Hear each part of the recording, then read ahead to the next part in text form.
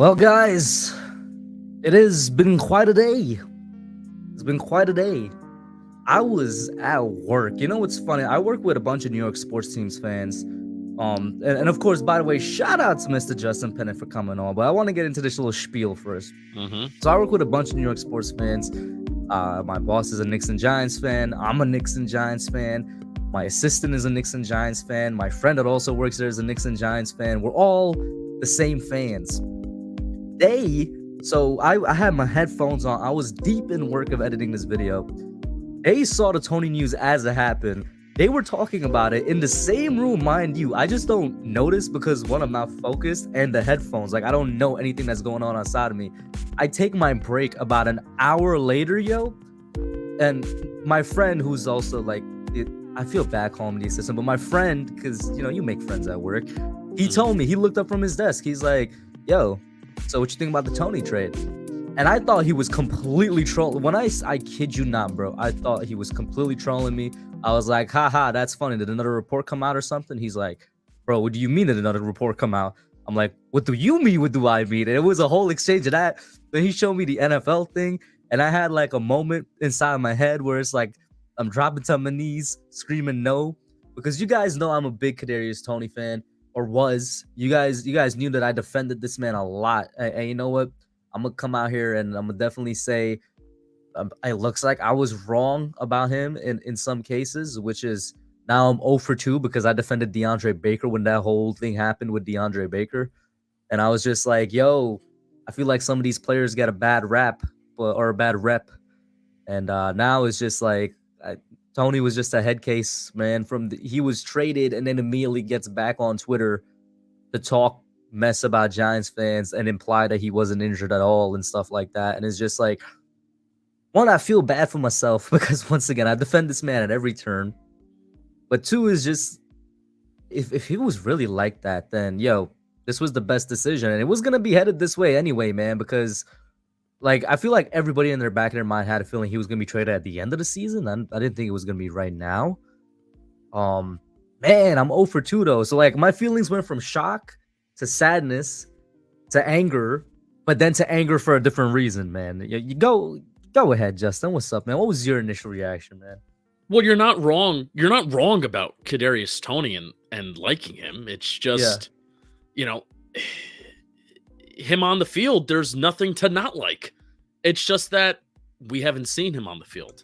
That's the thing, and everybody's bringing up the 12 out of the 24 games that he could have been active for, that he's only been active for 12 out of those 24 or whatever the stat is. But also, you even look at the snap share of the percentage of snaps and the amount of times that he's actually on the field, even when he's supposedly healthy, where it's been 2 coaching staffs in a row that have chosen not to play him even when he is healthy. And there's more to it than injuries, but also at the same time, if Kadarius Toney was healthy and if he was ready to go, he would be playing for this Giants team.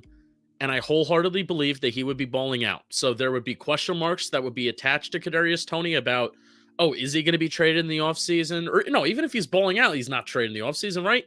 But is Kadarius Toney really committed to football? What do the other players think about him? Blah, blah, blah, blah, blah.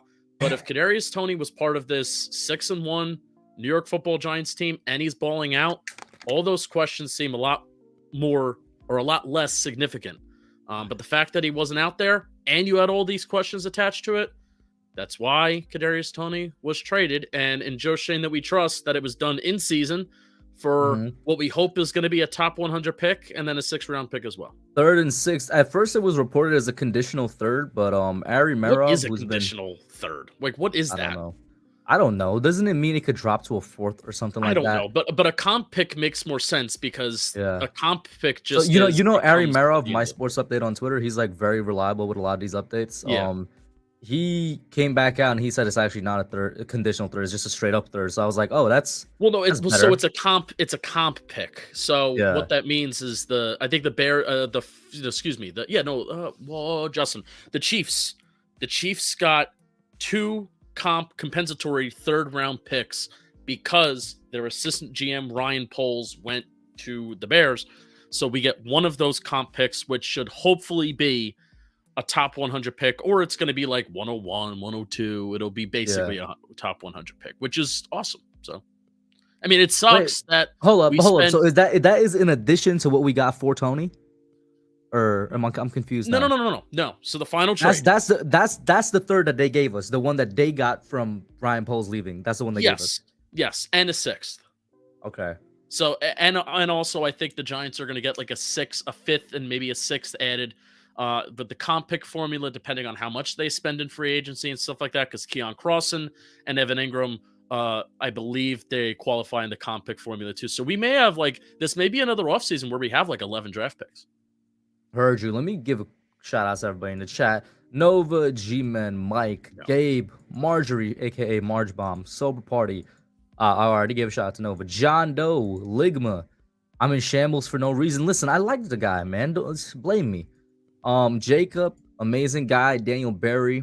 Let's see. Alejandro, Super Taj. I think I might have got everybody going down. Commander Manny, what's up? Nate in here as well. And Nate is backstage as well, so might as well pop him in with his beard. Sorry, have you seen him with his beard yet, bro, Justin? No, I saw he chose to show it off on socials at the Jags game. So, no, that was a victory post right there. Live in Jacksonville is what that was. That was a big dub for the boys.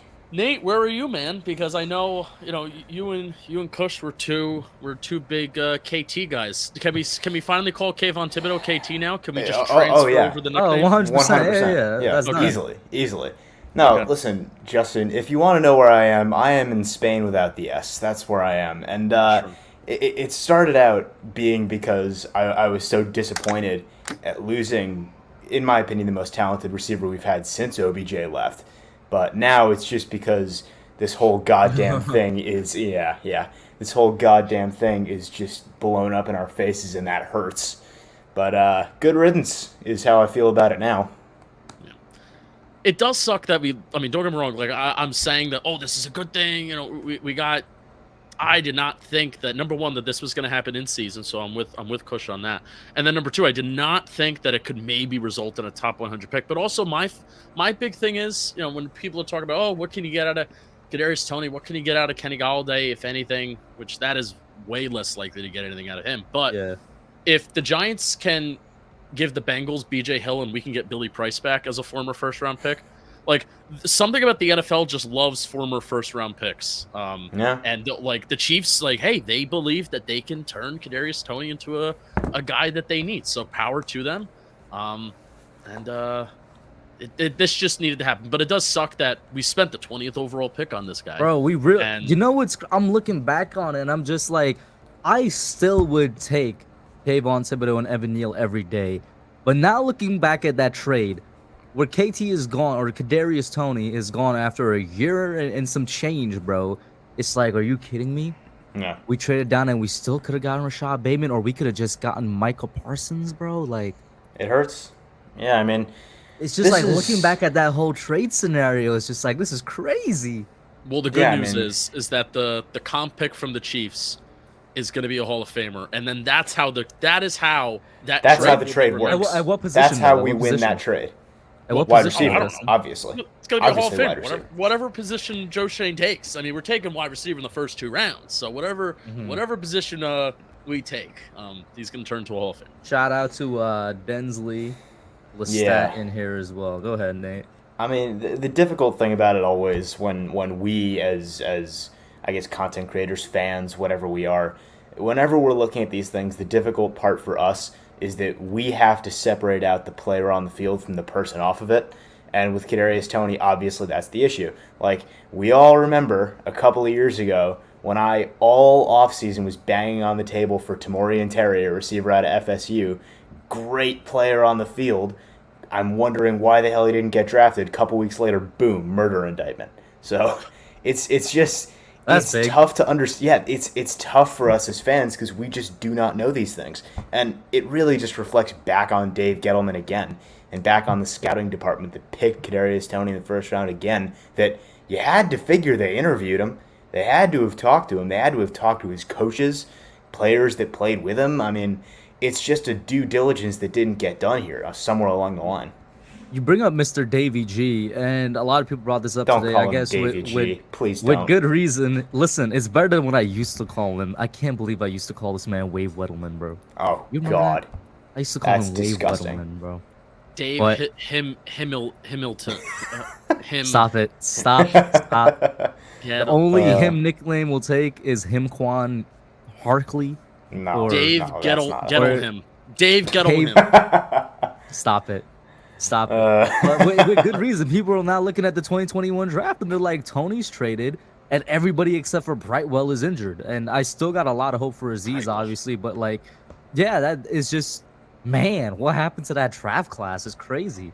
Yeah, but what happens to the Giants every year? It's not just that draft class. It's We just this can't draft stay class, healthy. Right, yeah. Like, that's the thing that bothers me is, yeah, Joe Shane had a great class objectively. Every player is contributing when they're I on don't the know field, about great. but they're all injured.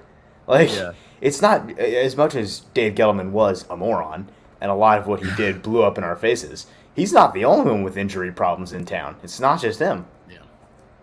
Yeah, I mean, Marley says the Tony thing is exactly what happened with OBJ. I don't know about that. I feel like No. Tony No, was... no, it is OBJ. not. No, it was is not. I don't think OBJ was. People, I still feel like to this day overblow, like what went down with Odell. Yeah, he had his faults. You know what I'm saying? The interview and stuff that he never should have done. But literally from day one, Tony has been a question mark / issue or whatever. And I think And it's just you Sorry, really my wonder like this. fault. No, you're good. You're good. I was just gonna say this basically confirms that there was something behind the scenes that him and the coaches had a problem with, or they didn't interact well on, and you could even argue maybe something between him and other players as well. Go ahead, Nate. Yeah, sorry, I didn't realize you had more to say. I think the thing really is just that when you're talking about a player like this that's so immensely talented, it's tough to watch that get wasted. And when you're looking at a guy like Odell, that's not just the talent, that's a player. That's a producing player that was the best receiver in the league for a couple of years there. It's almost inarguable. Had by far the best rookie season of any player to ever play the position. And I think when you're looking at a guy like Kadarius Toney, it's tough for us to really know what was going on behind the scenes. I forget who said it. Some beat reporter said, I'd love to know what Joe Judge would have to say about Kadarius Toney, and I fully agree with that. But I think there's a big difference between being a cancer and being a distraction. And a lot of people called Odell a cancer. I don't think he was a cancer. He was just a distraction, which also is not great. But when you're putting up 1,500 yards a year, you can be a distraction on the team. There's a difference between and if that Kadarius Tony did that, he if could have been Kadarius doing Tony this crap. was on the field, Right. he would be here. And that's the thing, is that when you're doing all this escapades and there's all these problems, and I remember we were You're on stream subtweeting talking fans about this. during a game, Right. in a season where you're 6-1. And listen, we And have Kush- problems with. That just reveals. Yeah, right. I think that just reveals that. Like, I don't mind, whatever. That just reveals part of the issue that is Kadarius Toney. There's clearly something else going on there Yeah. that isn't resulting on you being on the. Because again, the main issue with Kadarius Toney was nothing. When he was on the field, there was no issue there. Right. There were some things to nitpick. Oh, coming out of Florida, he needs to grow in his route running. But the issue was just getting him on the field so we can get to a point where we're breaking it down and analyzing blah blah blah. But it's two coaching staffs.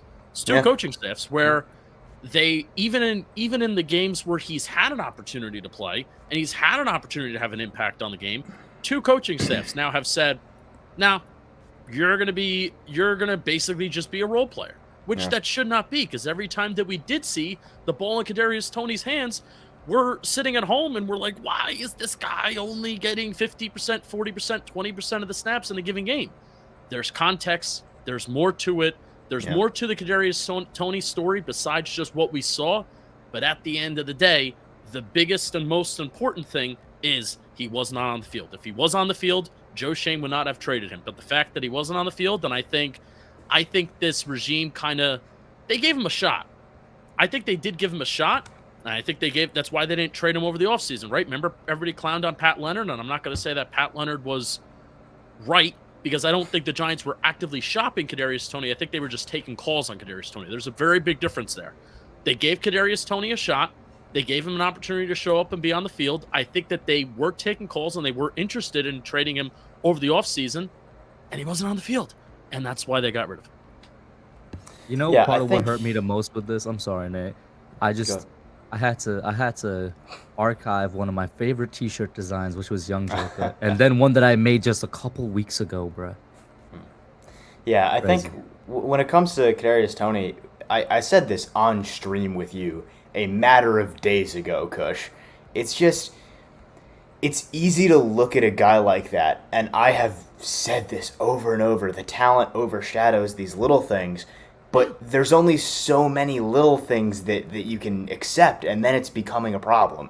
It's just little things on little things on little things. Every week it's a new problem, and a lot of it probably isn't major, a lot of it really doesn't matter, but at the end of the day, when every week it's a new thing and he's not on the field, what the hell else are people going to focus on? You know? Like, there's only so much respect you can have for the talent when the talent isn't producing. So if you're looking at Kadarius Toney, the only lens you can view him through is disappointment to me. Such a disappointment, man.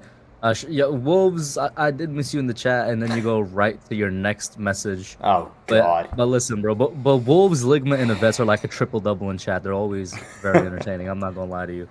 And we got somebody else that I asked to come on from before here. This is a smaller content creator, but way bigger on Twitter. It's R0B Rob. What up, Rob? Hey, Rob, how you doing? What's going on, ladies and gentlemen? Justin, kisses to you, my friend. Kisses to What's up, you. Nate? What's up, What's up, Hub? Rob? How you doing? I would Yeah. do my normal intro, but my voice, for screaming on Sundays and screaming on Twitter, I have like no voice, so I apologize. You're So good. I You're have, like, good. no voice. What a day! What a day! Are we surprised? Because I'm not. Yeah, I am. I'm surprised it happened now, is what I'm surprised That's what I'm at. saying. Yeah, I'm surprised it happened in season. Back in my mind, I was like probably off season, but not like bro, right before trade deadline. Yeah. Well, like when you think about it, I'm actually glad because I'll be honest. I don't think we get this compensation before the season starts. I don't. I think we'd be lucky to probably get like a 4th or a 5th round pick. But I think now when teams are starting to kind of settle in, and you're starting to see like what teams need, it's clear that the Chiefs' offense is missing that explosive playmaker at the wide receiver position that not having Tyreek, and it just fits for them. I'm not saying that Tony is Tyreek, but he could definitely probably provide that spark that they need, that big playability that they are missing from not having Tyreek Hill. I mean, we saw it in Dallas last year. Like, you know, he could provide, you know, some and make some. He could definitely juke people out, and he can make some plays. So I think it's good for us. I don't feel like he was a good fit in the locker room. I don't like him constantly going on Twitter and ranting out and speaking out and blocking Bad Dog and blocking all these, like, what are we, 17 years old? Like, I mean, he's 22, but I mean, like, come on, you know, like, grow up a little bit. But I'm not surprised in the slightest. And I don't even think we're done either. I wouldn't be surprised if Darius Slayton gets traded too. He can. But Slayton can't. is like our They only can't. threat, bro. Like, this They is can't crazy. do it. I know, but like right now, Who are we gonna But throw what if to? they did, is what Rob's saying. What if they did? Like, Oh that's my right God. now. Yo, you gotta Justin, think like that's. Can you if they imagine get our rid of only Slayton, receiving threat being David Sills, bro? I would honestly be. Unless if they trade Darius Slayton, and I would hate it. Then I would say, well, now you need Jerry Jeudy because there's a balance, man. There's a balance between the Giants are playing with house money right now, right? Giants are playing with house money, and I freaking love it, man. I freaking love that we're playing with house money, and you know we're 6-1, and we're in this cool little spot, right? yeah. You know, you're playing with house money where I don't necessarily feel the need to go out and get Jerry Jeudy right now. I don't. No, I want not at all. I want Joe Shane to stay the course. I want We're these draft 6-1 picks. without him. I want these top 100 draft picks specifically. Darius Slayton is part of playing with house money. You have a 5th round draft pick, who was a success, by the way. I mean, if you take anybody with the 5th rounder, having the first 4 years of Darius Slayton's career being a number 1 wide receiver on a team with bad wide receiver. I take Darius Slayton's career for a 5th round pick 10 times out of 10, despite with all the drops. I would be very, very upset if they traded away Darius Slayton. I think if they trade him, I think that cements, personally, my personal opinion, I thought about this probably about an hour ago. If they trade him, I think that cements that it doesn't matter what Daniel does, he's gone. That's possible.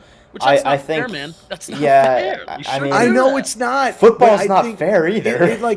So here's it, that trading away Tony mimics what he did in Buffalo, trading with away Sammy Watkins. Yeah, I know. There's a lot of those ones that parallels. point That out, It's a lot of those parallels. That's why also for me, Rob, I don't think that they're going to draft a wide receiver. Rob, Really? I don't. Hold up. Let me stop you for a second. This is what I'll say. Because first of all, you're a big Daniel Jones supporter too, so I'm actually surprised you're even bringing that up. But just because there's parallels doesn't mean they're gonna go down the exact same route. I'm sure Justin and Nate and everybody in chat would agree. Yeah, Justin said it's not fair, but this has he not been earning at least another year here? And Rob, this is also a people business too, where that's my aspect. I understand there's a business side Would of that football. not demoralize the locker room, bro? But I mean the locker room. What kind of message does that send? What kind of message does that send to all these guys that are working their like Daniel Jones is on a contract year? You know, he's working his ass off, and that sends a bad message that we just flat out don't believe in you. You can still send. I mean, I kind of think it's even more of a message to the locker room if they don't do anything at the trade deadline. It's like, we believe in what we got. Let's go out there and freaking prove That's it. true. So, No, and the other thing is, even with this specific example, like even just with Darius Slayton, we just traded Kadarius Toney. I'm sure the idea in the locker room is, hey, if you want to show up and grind and you want to show up and play, you'll get reps. And Kadarius Toney wasn't a part of that. But Darius Slayton is showing up every day. He's been healthy. He's been available. He's putting in 100% effort. He's not Stephon Diggs, but he's putting in 100% effort, and that's all the coaching staff is asking for. And if you chuck him off the boat, that's a bad look. The other thing for me is I understand where you're coming from, Rob, in the sense that they're trying to get capital to get their guys. They're trying to accumulate that draft capital. But at the same time, there's a certain point where the cost effectiveness here just isn't what it needs to be. Because Darius Slayton, besides just what we got him for, forgetting about the past there, and Justin is right, for a 5th round pick, that's fantastic. But forgetting that, Darius Slayton is perfectly fine as a wide receiver 4. And what you're going to get back for him, I don't really think outweighs what he can do for us even past this year as a first receiver off the bench. but not to just poo-poo on Rob, Oh, they were looking to trade him this summer. yeah, oh yeah, for sure. They were. But you also need to point out when Kenny Golladay was on the field. Change. When Kenny Golladay was on the field weeks 1 through 3 on a consistent basis, Daniel Jones was missing guys, and Daniel Jones was not looking awesome. Weeks 4 to 7, Kenny Galladay's off the field. Darius Slayton's on the field more. Now that's not that easy, just causation correlation. But when Kenny Galladay's been off the field and Darius Slayton and some other guys have come on the field more, Daniel Jones, especially according to these EPA, CPOE composites that I look at, Daniel Jones has been playing like a top 5 quarterback these last couple weeks. Not on a box score basis, but on the advanced stuff. So that's what do you see there? I really just don't think it's gonna happen, Rob, because like it just goes back to the message you sent to the locker room if you somehow look to get this guy off, man. And it might not, but think of it like this: if you've taken a trip multiple times and you're used to a route, you're comfortable with that route because it works for you, and somebody tells you a different route to take, more than likely you're going to end up back on the route that you feel comfortable with. And Joe Shane was in our position before. Like I got two things to say to that. One, it wasn't multiple times. They only did it once in Buffalo, that specific route of how they went about building or rebuilding that team. But two, I get the analogy you're making, but it doesn't, like, it's not literal. You know what I'm saying? It doesn't always I get mean it, but that like they're going to go the same exact way. When they got to Buffalo, they had no money. They had overpaid players. They had guys like Stephon Gilmore, all of these guys, Sammy Watkins, guys that they got rid of to gain, cap, right? Right. Yeah. And they had a lot of draft capital, and they went out and they drafted a lot of their guys, and they got rid of some of the high contracts. They kept around the guys that bought into their system, and they went, and they went along with it. We were in a similar situation. No money. We had a lot of draft capital last year. I think from this trade, we have 11 picks now. I think going into next year's draft, we have 11 draft picks. Yeah, we're getting up there. So at this point, I like what Daniel's doing right now. I do. And I agree with you. Like, if you don't bring him back, like, what does that say to the locker room? Mm-hmm. But in the National Football League, there's turnover everywhere. I'm not saying what does it say to the locker room turnover. if you don't bring Daniel Jones back. I'm saying what does it say to the locker room if you trade Darius Slate? And here's what I love about the Giants right now. And I hate to be this, like, as a content creator, and it's so boring to just like, oh, let's wait and see. But what's so fun about being a Giants fan right now is that, again, they're playing with house money, and the fact that we're at the end of October, there is still 2 months left of regular season football. A lot of things can happen in those 2 months, and Saquon Barkley and Daniel Jones, like, those guys, plus some other guys on this team too, they have the power to decide what they want their futures to be. And that's what I love about this point of the year, that we don't need to necessarily, while it is entertaining, while it's fun, and we do it every week, we don't need to have a future of, what is this guy going to be? What is this guy going to have? Because they're winning. They're doing exactly what they should. And it's not like an exigent conversation that needs to happen now because they're playing good football, but there also still is a lot of time left. Sorry, go ahead. Yeah, my bad, Nate. I feel like I keep cutting you off, bro. A little bit. It's all right, though. It's your show. $5 super chat. He says, massive salute to Kush and troops and all diehard Giants fans around the world. Slap all the stinky boys losers out the front door. And forget all sea chickens and Gino losers. Go ahead, Nate. Yeah, I think with Daniel Jones, I'll preface this by saying even now I am not sure he's back next year.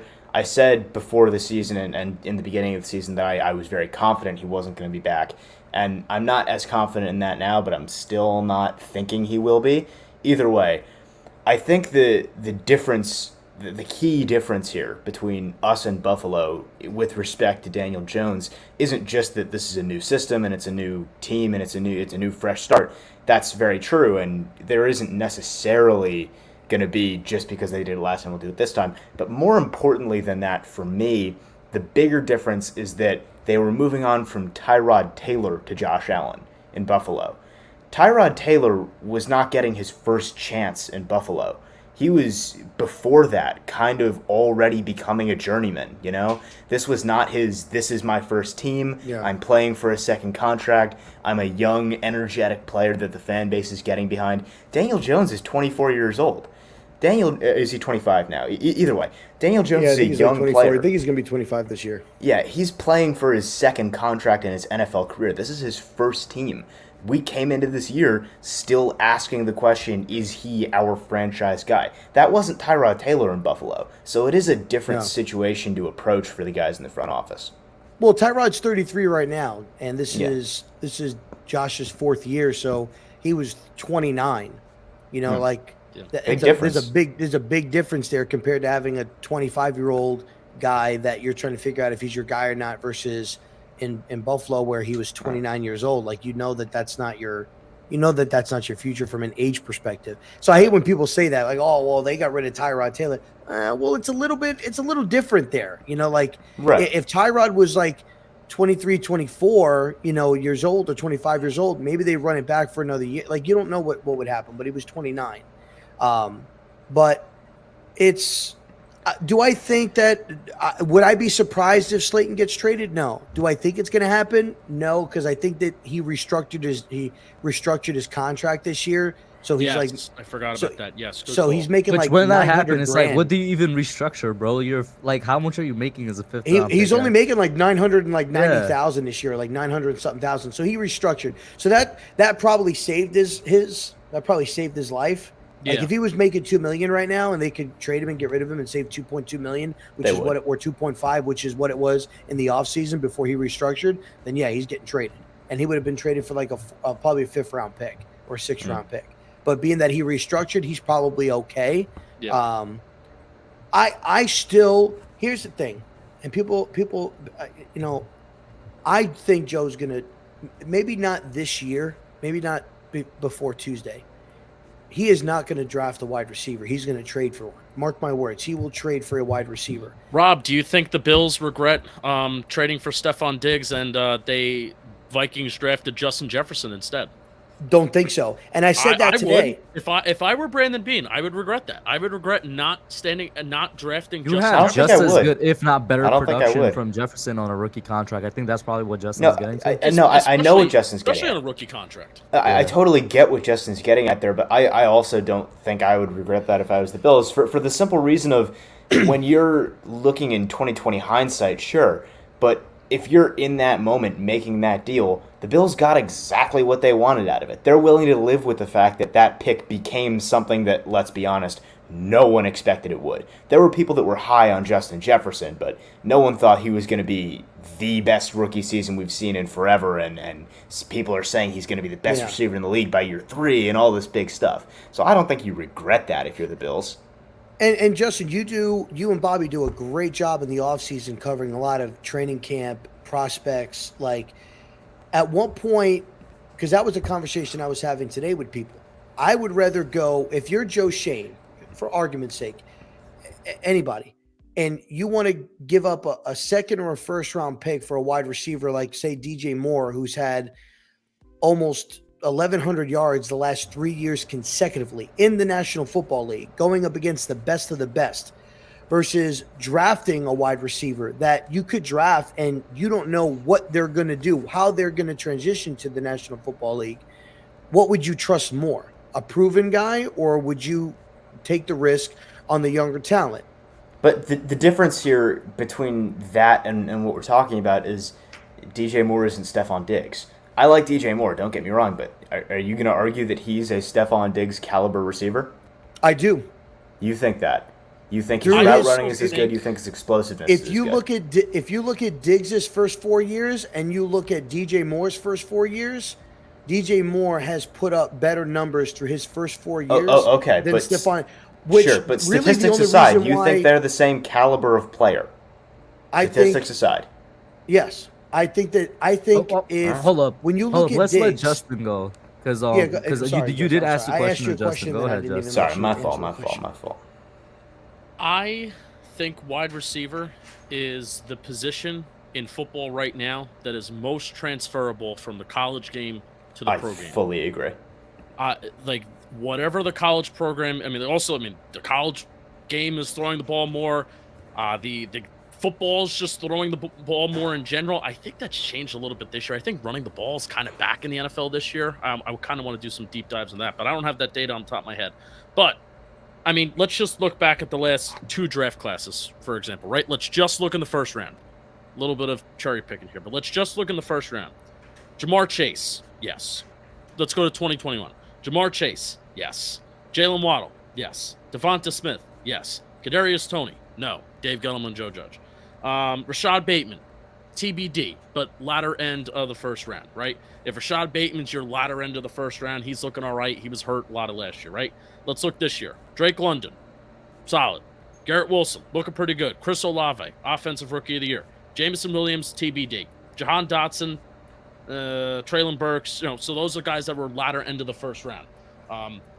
Largely, if you draft a wide receiver in the first round, besides if your name is Kadarius Toney, it's likely going to be a slam dunk. Nate, you do a lot of draft stuff. Would you agree with me?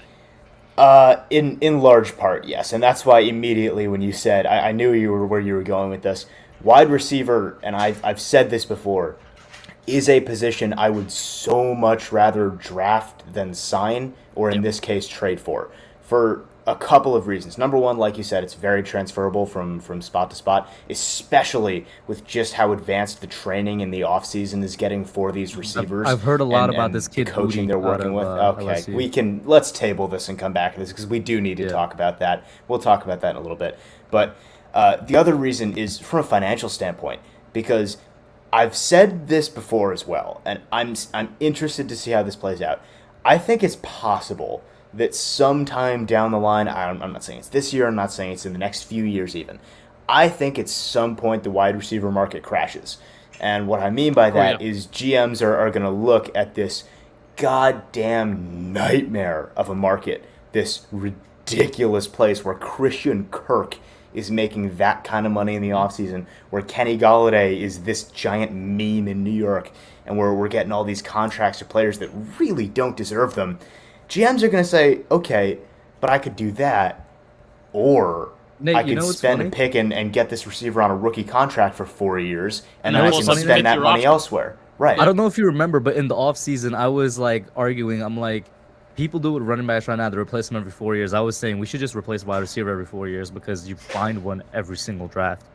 Like, I kind of agree with you in that sense, where it's just like, yeah, I feel like that. Not sure how many GMs are going to do it, but just like running back, I feel like you could find good quality wide receivers every draft. And that's the other thing is that every year it feels like, every year these days we're saying, well, this is one of the deepest wide receiver classes we've ever seen. Mm-hmm. And I get that to some extent some of them are, but like, how many years in a row is it going to be before we just say, okay, maybe we can just find receivers anywhere?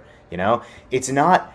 If you're talking about the elite of the elite of the elite, the Devontae Adamses of the world, you know, the ones that just blow the competition away, the guys that say, this is my game, nothing is stopping me, that's a little tougher to find. Those guys are more of a, you got to just kind of let it happen.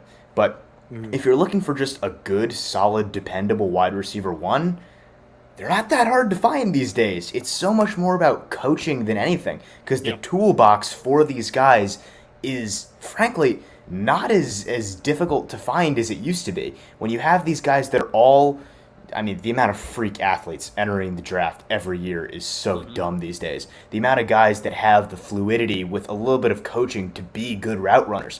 It's so much, it's just, at this point, you're really just watching, okay, can he catch? Is he coachable? Good, done. So if you're looking at the wide receiver position, I would so much rather, and you can say recency bias with Kenny Golladay or whatever, I would so much rather draft than sign, and trading is a part of that to me.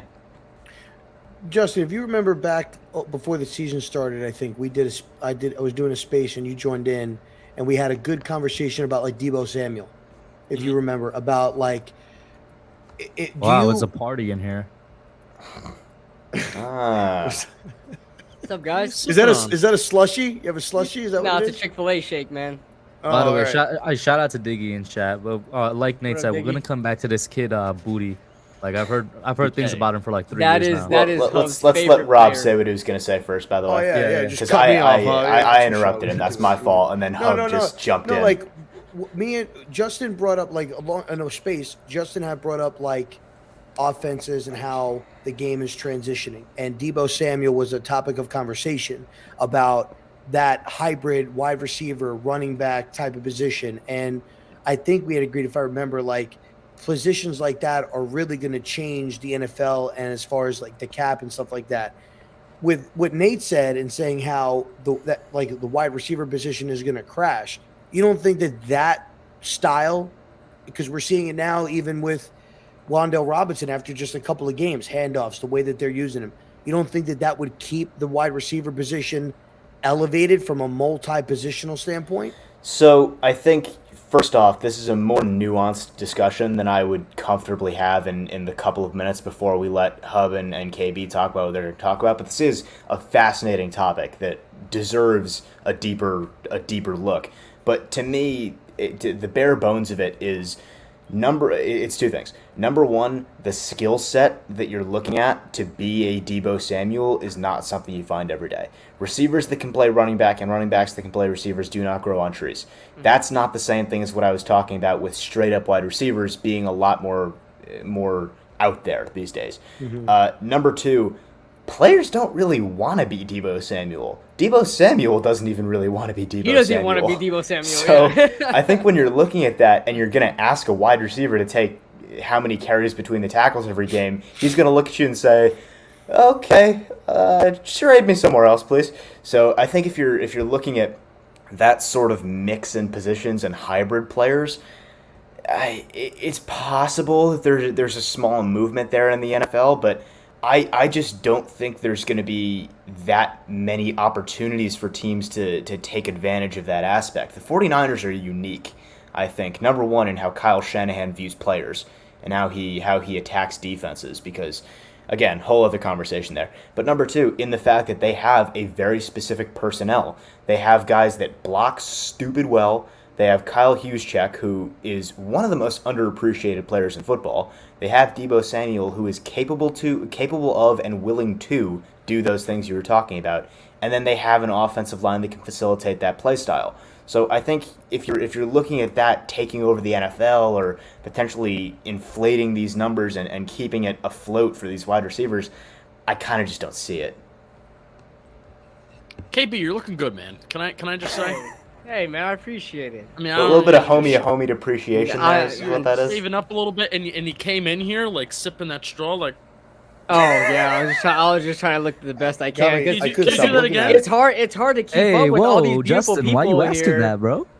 It's just like give me a little. Listen, Can you do it again, KB? Can you drink the shake one more time? Yeah, I don't. drink a shake one more time. I don't like But what you this is gotta- becoming, Same sex, guys. man. Where are we going with this? Because you had a I little charge- deal. I One charge of for y'all is requests, Wolves, guys. one of y'all is Ligma, and somebody else in here is a Vets. That's where it's going right now, Listen, bro. man, I just gotta look my best because there's a lot of good-looking guys here, man. You know, you guys Oh, are just yeah. good-looking fellows, so gotta look Thank my you. best. You know what I'm saying?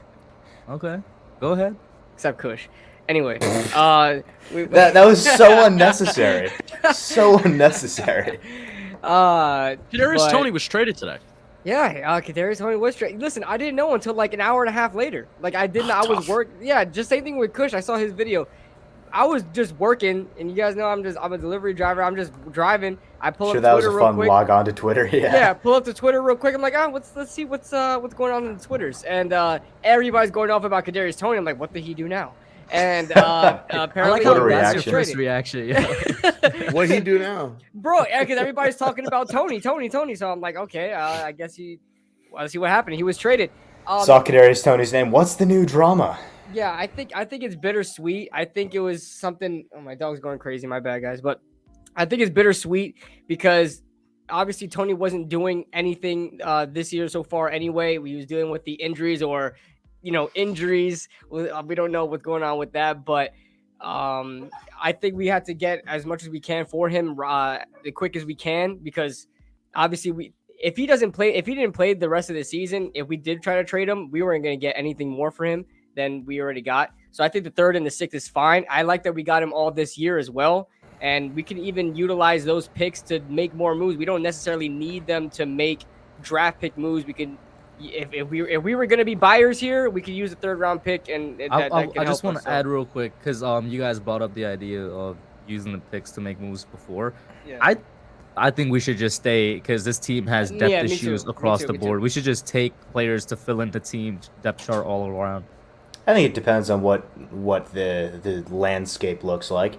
I think Joe Shane is going to be a guy that, and so far he has been, that says, hey, if the right deal walks across my desk, I'll take it. And I have no problem with that as a fan. Like, there's part of me that thinks if the Broncos will take that comp pick that we just got, which is like I said, it could be like a 99, 100, 101, like a round pick 100 pick. I'll be like, okay, but I don't think they'll do that. That's the No. issue. I don't think so either. What and, are they? They're asking like a 2 and a 4, I think, for Jerry, right? And that goes back to the problem I was talking about The on asking stream price with came you, out? Kush. I They think have a reported rumor they were for it. asking for a 2 and a 4, I think. Yeah, and that goes back to what we were talking about on stream, Hell Kush, no. which is what we were talking. That was a great reaction. Which Hell is, no, take a but sip when of you're my- when you're take a looking sip at of my the shake. trade for a wide receiver crowd, the problem isn't just from a philosophical standpoint of either stand pat or be buyers at the deadline. The problem is also in the opportunities, in the sense that what's available right now is not really ideal because DJ Moore, they're going to ask too much. Jerry Jeudy, they're going to ask too much. Yeah. Other guys don't really move the needle. So it's just kind of a tough spot to ask Joe Shane to find something at the deadline. And for me, I think picks are so valuable. Man, unless you're the Rams, of course. Picks are gold. Yeah. In the NFL. And with Joe Shane's clear usage of them and the fact that he's flexible in moving around the draft board He has guys that he likes wherever he wants to go. I think the more picks we have, the better. Even thing that I these late struggle- rounder picks too to make trades. I'm sorry to cut you off. No, Rob. go. But go. even going ahead and just like compiling a bunch of late round picks, 6 and 7, you see what you're able to get for 6 and 7 round picks. Now you're able to get some decent veterans out there. Like Jonathan Hankins just got traded for 6 and 7. I just wanted to put this up because Nova's been fighting this fight by himself in the chat against everybody else. Yo. Look at Nova's profile picture. That is. What is that? It's him face palming. Oh, I thought it was like an ultrasound of a That's baby or unique. something. It looked like a baby. Ultrasound of a baby. Yeah, it looked Actually, like no, I see it. Yeah. The thing that I struggle with is I like having the assets. I don't want to make the trades, right? But what I struggle with is people saying like, "Oh, Joe's not going to make a move." Not all right. That may be true, but when you're sitting there in that office, you're sitting there, him and Brian Daboll, and you're looking at the record, and you're looking at the NFC, and you see how horrible the NFC is, and there's no shot that they think, yeah, we can go into the postseason with Marcus Johnson, Wan'Dale Robinson, and David Sills, and we can make a run with those guys. Wait, uh, and you're, a guy you're like not a Kenny member of the Golladay Sills Army. You're not a You know, leading like, commander. I have like at what point do they weren't say you like, a member of hey, the Sills Army?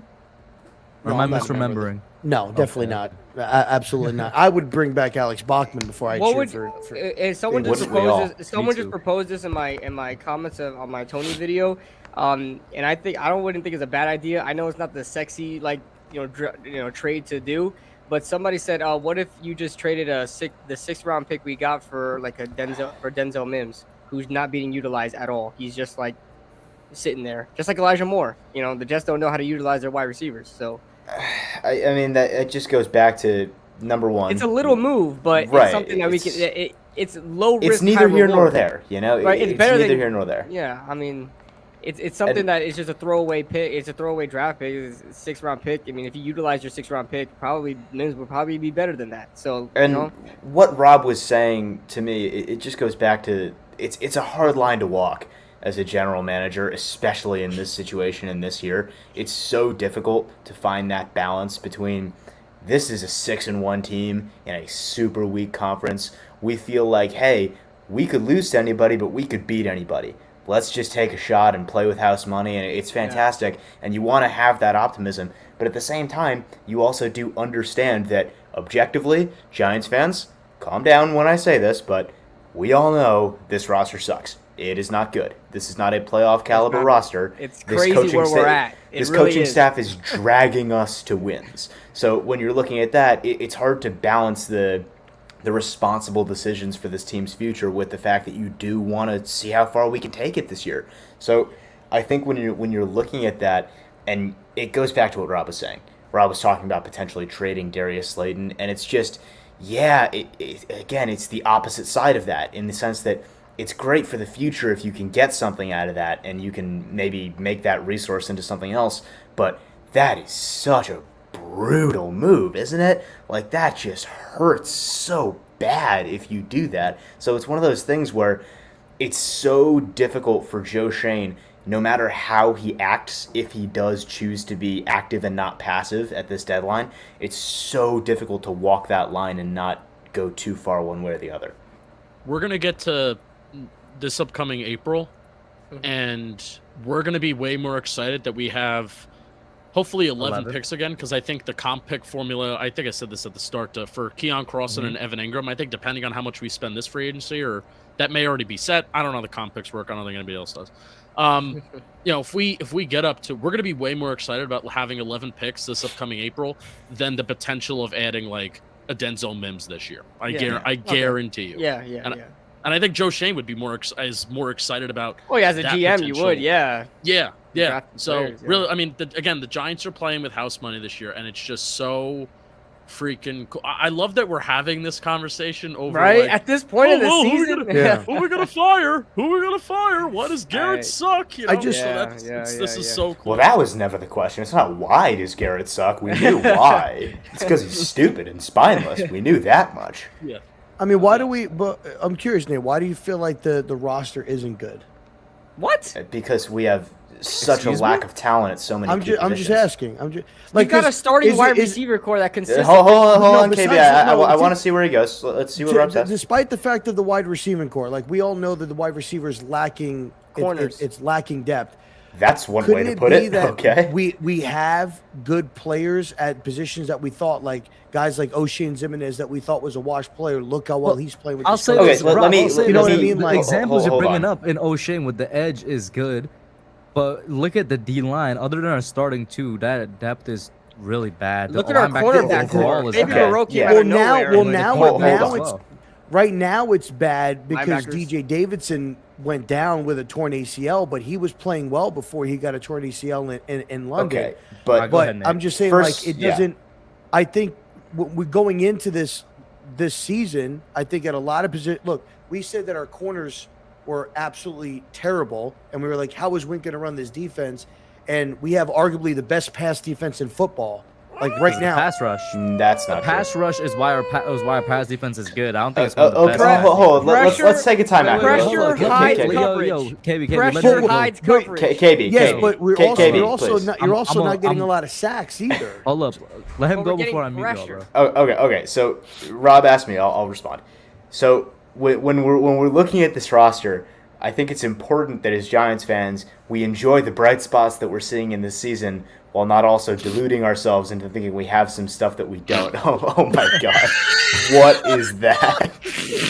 What is that? Justin, you need to post that on Twitter. That's a reaction picture. Tag all of us, please. Tag all of Wait, us. do you have his stream on your phone? So if there's a moment, you could just screenshot the thing. I mean, I'm subscribed and everything, and it came right up when you made that. Oh, that is fantastic. Please post and tag all of us, Justin. Okay. But I think, Rob, the point here is that as enjoyable as it is to watch guys like Fabian Moreau have seasons that are way above what anyone could have possibly expected from them, and guys like O'Shane Zimenez do some stuff that no one saw coming, we do also have to be realistic about the fact that our linebackers are bad. Our secondary is paper thin, as is our defensive line. And going into the season, yeah, the defensive line maybe was a little deeper, not by much, but a little bit. But we're not going into the season. We're in right now. And Joe Shane is walking that line right now. And you're looking at our receiving core, and we have Wan'Dale Robinson and practice squad guys. Legitimately, that is what we're looking at here. And you also had he brought up O'Shane, and that's fine. Like O'Shane, Jihad Ward, a lot of guys are performing Even and they're Dexter stepping Lawrence. up. People weren't high on Dexter Lawrence before this Stop the season. cap. Not Stop. Yeah. this There were a high, lot but- of- no, Rob, listen, Rob, I like you, Rob. I like you, but what the hell's Listen, going on you're right not now, gonna man? tell me. You're not gonna tell me that you did not hear people questioning Dexter Lawrence. Who? I heard people questioning Dexter Lawrence like that. He wasn't like living up to the first What do you round mean pick. questioning? But like hold on, let me get to my because point, he though. Let me never, get to like, my point. Has, Let me get has to my point. Dexter Lawrence really performed like he's performing this year? No. no, Obviously absolutely not. not. So people but were he- a lot better. questioning. But But I he was heard really people in spaces. Oh, like people were Twitter talking isn't a about real getting. place. I get it, 'cause it's heard not a in sexy spaces position, that's people were why. thinking He knows about that. getting rid of him. They wanted to trade him. They Bro, I wanted heard to in trade nose Dexter tackles. People don't Lawrence. You really don't know care what about I nose heard in tackles, spaces? but- I heard in spaces that Wayne Gallman was better than Saquon. But yeah, that's crazy. But to Nate's point, this kind of proves Nate's point rather than Robbie. He mentioned O'Shane, and I brought like Jihad Ward and stuff like that. These guys were not good, despite the elite coaching that we have here. So you could say that these players are doing well, but you can't say the roster is good. It's just the elite coaching putting these guys in position to win. Oh God, that's gonna be our profile picture. That's gonna be a new profile picture. But I think this, Oh, that's never I think going this away. I think this is elite coaching staff, and I could dare I say Never elite. going away. It's definitely elite right now. It's definitely making this Justin's roster a lot better vicious. than it He's actually like- is. Viciously good. Damn. I love Justin. It's just so good. Yeah, I'm just. I'm Look, I'm about to go Justin, freaking- he can't even talk. Like about to go Twitter viral right now. Like, he can't talk. oh man, That's never, KB. That's never going away. By the way. Yeah, Never. it's probably Follow not. you everywhere. It's probably not. Every- No, that it's needs just to be a that was my profile picture or authentic something. reaction. Oh. I still think Darnay Holmes is cheap. Oh, But man. yeah. Yo, I can see it now. Was that a joke about us seeing his cheeks week 4 or week 5? No, that actually no. But of course you were the one to instantly. Yeah, of course you're the one that brings that back as up. he licks his lips. All right. Everybody, I can see it now. I can see Everybody a Talking calm down. Giants Everybody video, calm right? down. Giants are going. Oh my! Giants are going to the postseason, and so Bobby goes to Justin. He goes, Justin, are we in the postseason? And then that picture pops up of KB on the screen, like. Oh God. Yes, we are. All right, but everybody be honest with me. You know what I'm saying? Justin, you've been Playoffs? quiet for a minute. Be honest with me. You can't tell me when you think of Darnay Holmes now, you don't think about that, bro. Who? I don't. No, I do not. Think of You what? know, you know what I think about when Y'all I think not about being Darnay honest, Holmes? bro. Him I getting think his- about him getting toasted No, all I year think about this year him is what I getting think his ankles about. absolutely cracked up on releases. That's exactly what I think about. Yeah, What about Darnay Word? Holmes? Darnay Holmes. I did. What about- his butt cheeks? That's what Kush was asking. Oh, all the. Rob didn't even know where we were. No, in the I conversation. what the hell is going on? I didn't hear what he said, so you guys were talking about him getting. He like, said. fluffed on the He sideline. said. Is that what you were talking Don't about? you guys think of Darnay Holmes' cheeks when you think of Darnay Holmes? He's That's getting pretty much cooked all. on the my field God. and off the field. If you know. Oh God. He's a great teammate, though. You know what I'm saying? I'm sure he is. Yo, at the end of the Yo, Sights and Sounds I video, he had a remember great little I speech. was so hype after that game that we won, and then I go on Twitter, Oh, PTA. and I see this thing. What's going on the Giants sideline? The caption Oh. that I think Bobby made was, "Listen, fellas, I know we're winning, but I saw that. don't even." Bro, that guy I was still putting want to in- know that what guy he was was putting actually in doing. work, Is bro. what I want to know. And Darnay, It just was The probably point of the like blue quad- tent. It was Quad probably massage? really screwed up, but somebody made a Deshaun Watson joke. Like Oh. somebody was like, "Yo, Deshaun Watson requested an immediate trade to the Giants." What's the point of the blue tent? I think it Yo, didn't maybe go he up. was It too didn't go cramped up, up, and they were bro. like, "Listen, we're gonna do Maybe it right he was here." too cramped up. Oh my He had to be too God. cramped up. Yo, Darnay had no shame though. He was just sitting there. No, I want to know what they were doing. Is my question. They They said it were what it mis- was. I can't remember though. They said it what it was. Some kind of pump. It was some They kind were of pump. massaging his. He was- Oh, He's definitely hold pumping. on. He was Time definitely out. pumping. Oh, Time out on Oh, that, wait, bro. Pause. Time out. No way. No way.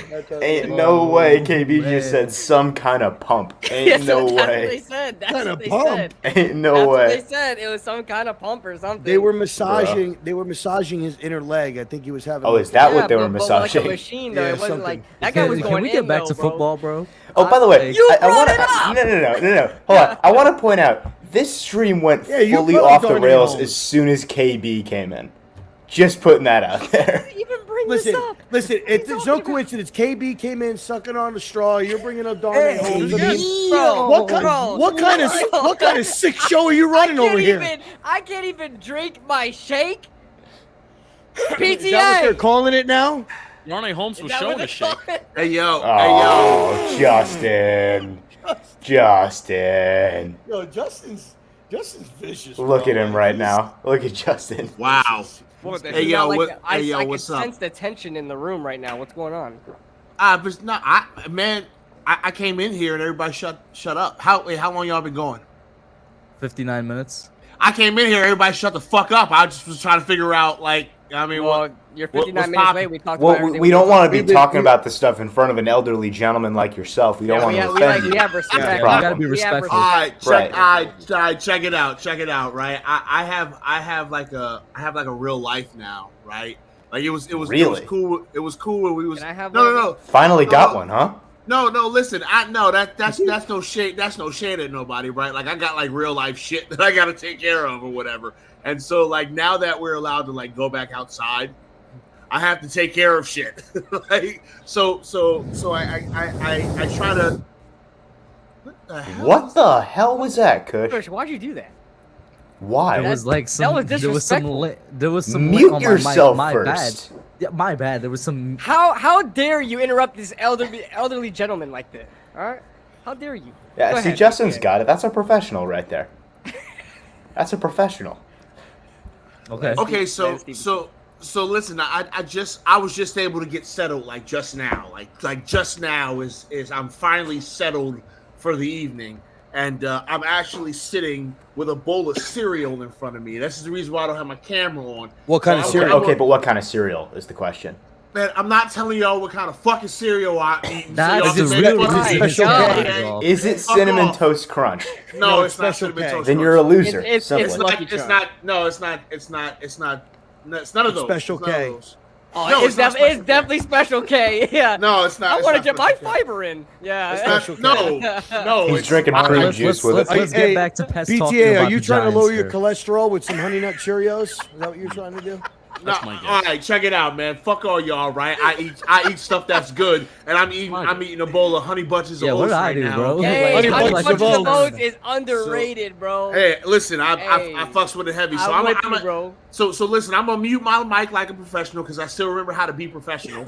I'm gonna mute my mic and shove food in my face, and then I'll be back. Okay, I'll still be here, but my mic will be off because I know how to turn my mic off when I'm doing things that probably don't sound good on the fucking you also- jammy you jam. Why also- you can't Yeah, phrase it yeah, like yeah. that, bro? PTA is gonna be slurping the. I can't stand none of y'all. It took this man 5 Raisin minutes bread, to explain yeah. he was gonna have his mic muted. How about we shift to this right Why do here? you cut my face like that? He says that like the Hey, I vest look like isn't Wilson entirely from- covered. I look like Wilson from Tim the Tool Man. Anyway, let me go to Justin first. Justin, Hi. can we make a playoff run, bro? Can we make a playoff run, or can we make the playoffs? Because those are two very different questions. No, can we make a Definitely playoff run? Can we make a playoff run? Great nuts. I mean, My right definition now of run is winning one game or more, bro. yeah. I mean, that's what we got in the NFL. So I'm watching the Tampa Bay Bucks play. Right How's now. that game going, by the way? Oh, it's on, 10 right? playing? I didn't even know that. 10-3. Tampa Bay Bucks are playing the Baltimore Ravens. I hope There's a minute I hope left the in the Ravens first whoop half. the Bucks. Tom Brady's looking a little bit better. They're driving the ball down the field. However, it's a fourth down. They're about to punt. So right now, if the season ended today, we're playing the Tampa Bay Bay, Bucks right? in Tampa. I think we beat them, man. Hell I yeah. agree. I beat do them. too. I agree. Anybody I at NFC I legitimately think that we send Brady to the retirement home by 100%. himself. Dude, without there's his Be like- kids. poetic. So the NFL is so weird this year. The NFL is so weird. There are three good teams. There are three good teams in the NFL. You Are we one of have them? the Detroit Lions, who I think I saw a graphic today. They hold the #1 pick in the NFL draft.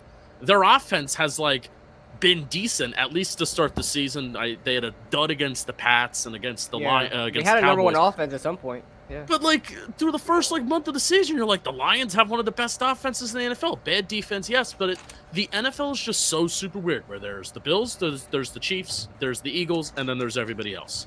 So why not? Why not? Right? No. For me, it's also more than that. It's not even just the situation. It's the Giants. To me, this is a team that we could lose to anybody, but we could beat anybody. And if you're going to the playoffs like that, I don't know if it's likely, but we could win at least one playoff game. At this point, it looks like we are in a, as your graphic said, we are in a position to make the playoffs. So, hey, it's a 60-minute football game. It's one game. It's not a series. It's not a best-of-7 like in baseball. It's one game. You know how these Giants are. It is not over until those clocks hit 0. So, I think we could. I don't know how likely it is, but I think we could. And also, like Justin points out, the Buccaneers so far this year, let's just call it what it is, they look like crap, honestly. They've been injured. They're missing a bunch of pieces out for the year, not even just nagging injuries. And Tom Brady has not looked that good. It's not So- guaranteed Bucks make the playoffs anyway. They have the same record as the Falcons. Oh, yeah, I'd feel so much worse playing the Saints. I want to see the Falcons. The Saints aren't even number 2 right now. It's Oh, are they not? What's the standings in the South? the Falcons. Is it 3 and really? 4. They're both 3 and 4. Yo, you gonna KB? You gonna share or what? Nah, man. I work for He's this going one. to share. But I just use the Alright. Bucks as like an example though, because I Yeah. think right now, like if the season were to end today, that's Yeah, who we would play. I them. feel the same about the Niners, too, by Aren't the way. we would be if the season ended right now. We're the 5th seed, right? We're the 5th seed. Yeah. If yeah, season the ends top today. wild card. And we'd be playing the 4 seed, the bottom division winner. Mm-hmm. I'll make a bold prediction. I think we're going to go to the conference championship game Well, against the Eagles. against the Eagles. So we're I gonna win raise you playoff one games better. in your mind. I raise you one better. We're Wait, gonna get a wait, bye. don't. We're not gonna be in the Wait, wild card. what- We're gonna be the wait, number one wait. seed in the NFC. Wait, what? Number one. Wait. Excuse me? We've alerted PTA, Grandpa. PTA dropped his bowl of raisin bran. Right? He dropped this bowl of raisin bread. He done dropped the prune juice, bro. If we split with Oh my Philadelphia, I God. want to see. Here's a real scoop. I want to see how we play against Dallas on Thanksgiving, and I want to see how we play in the first meetup with Philadelphia. If we Hold up, though. compete, Pest sounded like he has something to say to me. Oh, Adam's in the Y'all Adam's just- in here. What's up? Y'all Adam? just talking crazy right now. Like I didn't realize that that's what we was doing tonight. It was just like You don't talking think we could crazy. be the number one seed in the NFC, bro? I don't think so. Come The on, Eagles man. are not staying undefeated. I think they I'm- could. I'm I think they I'm, really going, We're could. already defeated. I don't. Think so. I'm going back to my raisin brand, man. Bro, this Bye, guy. Gramps. We got it. We got it. Here, then you may not want to hear this, then PTA, so you don't drop your bowl. Hold it with two hands. Wouldn't it be something if there was a 1990 rematch? That would be something. I would not Yeah. prefer that, to be honest. Hey yo, Yeah, I don't want to face Hey. Josh Allen, bro. hey yo, Bills versus the Giants hey yo, in the Oh Super my- Bowl. Oh my Dave's god. versus Allen. Bro, the teacher versus the student, bro. Dable I don't wanna and play- McDermott. It's and a I good don't stuff. wanna storyline, but play I the think team. this Okay, that'll be one of the storylines. So where here's the a student funny becomes the question, master. Justin. Here's a funny question. Let's just say hypothetically we go to the Super Bowl. Out of all of the teams in AFC that would go to the, who would you want to play? I would love a Patrick Graham reunion, and let's just beat the Raiders in the Super Bowl. That'd be great. Raiders aren't gonna make the playoffs, bro. Oh, they're a great team. Disagree. No, I'm You kidding. think the Raiders? Um, I was gonna say you had me Jets, there for a Raiders, second. Jets. Got me for a second. But The this is how Jets. wild. But this is how wild the NFL is, because we're in a Yeah. spot right now where like the Raiders and the Jags are like better teams than what their record indicates, and it's just crazy what's happening. So, Rob, I love that we're having this conversation, but this is wild, man. This is wild that we're having this conversation. I love it. The though. only reason why it is wild, but here's the thing: I think that if we get hot enough with how, and not because we're a good team, like not, and I agree there are holes in this roster, but just because of how weak the NFC is, there's a chance that we get to the dance. I believe it. There's a chance. Do we win? No, we're, do we we're get in it. We're embarrassed? in the dance. We have purchased the It ticket. sounds like Giants Twitter just vocalized. I can't. I mean, I'm just saying. Yeah, Dude, I to got be a fair weird to you feeling guys that it's don't gonna realize be. what's happening. I got a weird KB feeling thinks it's that gonna we're be gonna Giants lose the versus rest Bills of the in the Super season. Bowl. Just to let you guys know, bro. What are So- you talking about? No, I'm the one that said I guarantee us to make the playoffs because we already have 6 wins. He's the Can one you that swallow said. your food? Yes, well, I was just gonna say that. Can you swallow your food? What do you mean, man? I don't want to see your chewed up waffle French fry in your mouth when you're getting all hyped up and getting all, you know what I'm saying? I'm just Listen, good at first and eating, I'm foremost, sorry. mother- Hey, I'm listen good here, at eating. listen here, motherfucker. First and foremost, do you have Polynesian sauce? Hell yeah. Good fucking. Hell yeah. Fucking boy I mean, right why What I'm talking are we about- chewing? Why are we Screw that talking with our Chick-fil-A mouths sauce. full? Chick-fil-A sauce is nasty as hell. Polynesian sauce, Pest way is to go. here. I mean, we gotta show professionalism here. But can we talk about All we're can missing we is a talk about Justin hot Seahawks this dog. weekend? Go ahead. I got you. just I record- got you. I got you. I just recorded a preview pod. Geno Smith and the Revenge Seahawks. Just game. recorded a preview pod. It's on my brain. It's on my mind. I think the Seahawks are the most dangerous team that we have faced so far this year. I'm not even joking, Justin. Yes or That's no? what Is we Geno s- Smith? yeah, that's Is what we Geno said. Smith the best quarterback that we faced this year so far? Yes. Yes. Mhm. Yes. Now I would think Lamar. Not with how they're playing this year. Lamar maybe at the time. Oh, yeah, Lamar's- Lamar. If Wink we're talking Martindale's- about how they're playing this year, I would take Geno. I think Martindale's caused a little bit of a down spiral of Lamar Jackson. You know what I'm saying? It's like when Patrick Graham went up against Russell Wilson in 2020. Downward spiral. It's like when from we there. faced the Packers. we downward spiral. Mhm. No, but what honestly gets me even more nervous about the Seahawks on Sunday. I mean, DK Metcalf's out, so that's like a huge. Has that like, been oh, we're- confirmed? Yeah, that we're not confirmed? asking Yeah, Fabian yeah. And Moreau. Lockett, So- Lockett's dealing with a hammy issue right now, but he's supposed to play. So hopefully the Giants don't get too cute and have Fabian Moreau and Tyler Lockett a ton. I mean, I want a Dory following Tyler Lockett. Like Dory's. Well, like I one of just the want fit men. Tyler Lockett to like overextend on a 9 route. Wait, and KB, you're What? saying Lockett has a hamstring injury, I think it was like a hamstring injury. but he's gonna play? Yeah. Yeah. Oh, funny how that Don't, works. why are you like this, Rob? Why are you like this? Why Why are you the way that you are? What's the Because context? He's making a Tony Kadarius was the Tony one with the joke. hamstring. Did you Kadarius forget? Tony. And he didn't play at No, all. check this out. Check this out. He's actually been dealing with this injury for about 3 weeks now. Oh, interesting. Yeah. Interesting. Yeah. Hey, Tony, you might want to give Tyler Lockett a call. He might be able to help you. Here's the bud. thing. All right. The Hold up. injury didn't exist. Let me calm everything down. Justin, give us your points from that video that's on your mind that you just made. Oh, there he is. There he is. Mr. Cereal himself. Look at that beard, man. I wish Let's I not could get kiss someone like distracted, that, man. Justin. That's go the ahead. beard I want to have eventually.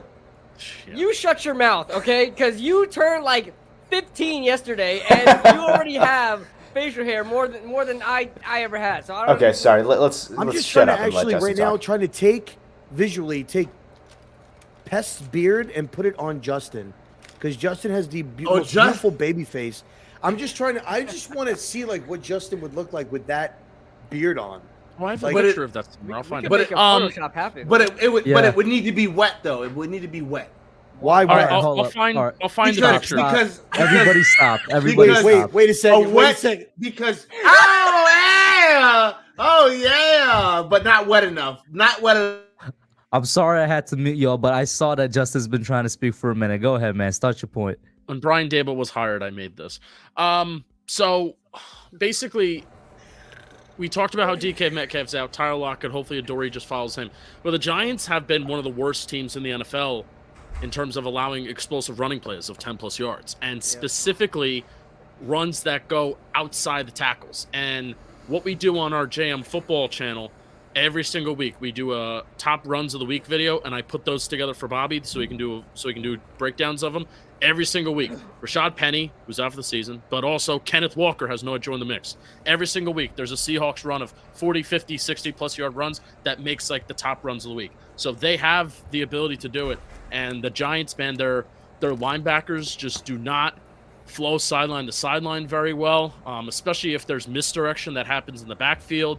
I mean, Tay Crowder and Jalen Smith, they're kind of just a little slow to react. And if I'm an opposing team, why am I going to run the ball up the middle when there's Dexter Lawrence, Leonard Williams, and Nick Williams, Justin Ellis? And why should I not just attack outside the tackles? And especially if the Giants want to take the approach where Bobby and I were going back and forth on this today.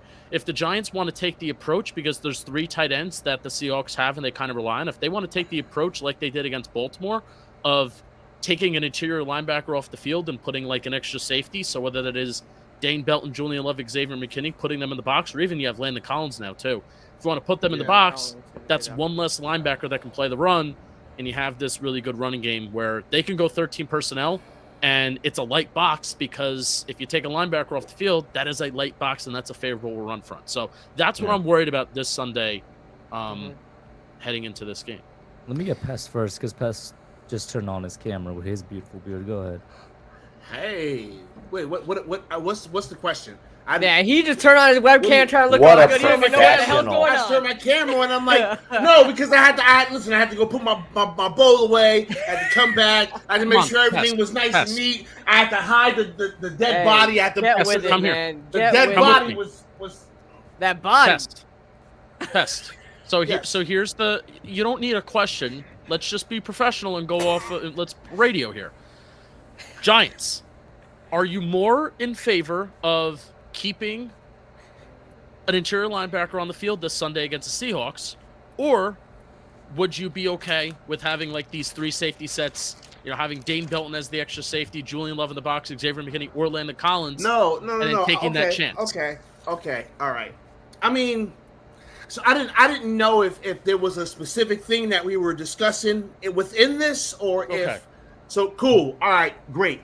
I need the safeties in the box. I need the safeties in the box. That's what I need. I need safeties in the box, and I need them to be setting the edge and screaming in people's faces. Like that's what I need to see. I don't care nothing about no linebackers right now. Give me all them safeties. Put them safeties in the box. Let's go. Like I want to see Micah McFadden for a few snaps. Thank He's you. He's ultimately been like benched, and I've like forgotten about his existence. But I kind of like just want to see him for a few snaps because I think he can be like an effective blitzer at least. So Yeah. Listen, I mean, Micah McFadden is just that guy, but. well, You have the being biggest said- McFadden stan in the entire Giants fan base right being below said, you right now, Justin. I'm not comfortable. We talked about this on the show on Young Guns. We talked about the Seahawks matchup, and we talked about what Justin just said, running outside the tackles is the Seahawks' strength, and it's our weakness, and it's something that's just a bad matchup for us. But I actually, even though our linebackers have struggled, I don't want to use safeties to stop the run or safeties out there a lot because just watching on film and stuff like that, you've seen Julian Love and these guys get sucked up by the interior linemen and they're just getting steamrolled.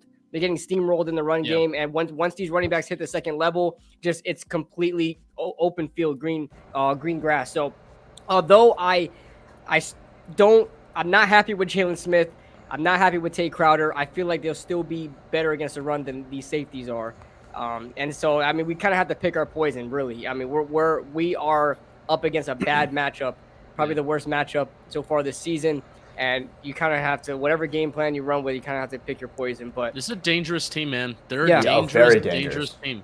100%. And I think when we're looking at this matchup for the Seahawks, a lot of it, and KB mentioned picking your poison, I think a lot of it is from a defensive standpoint, and we're talking about coordinating a defense, having a game plan, like what are we trying to achieve on defense going into this game. I think a lot of it is we have to understand that we are not going to fight this war and win every drive and win every rep from player to player because we don't have that personnel to win that matchup every rep. So what we have to do is understand that we're going to give up some runs. We're going to give up a few easy yards depending on what personnel we have on the field.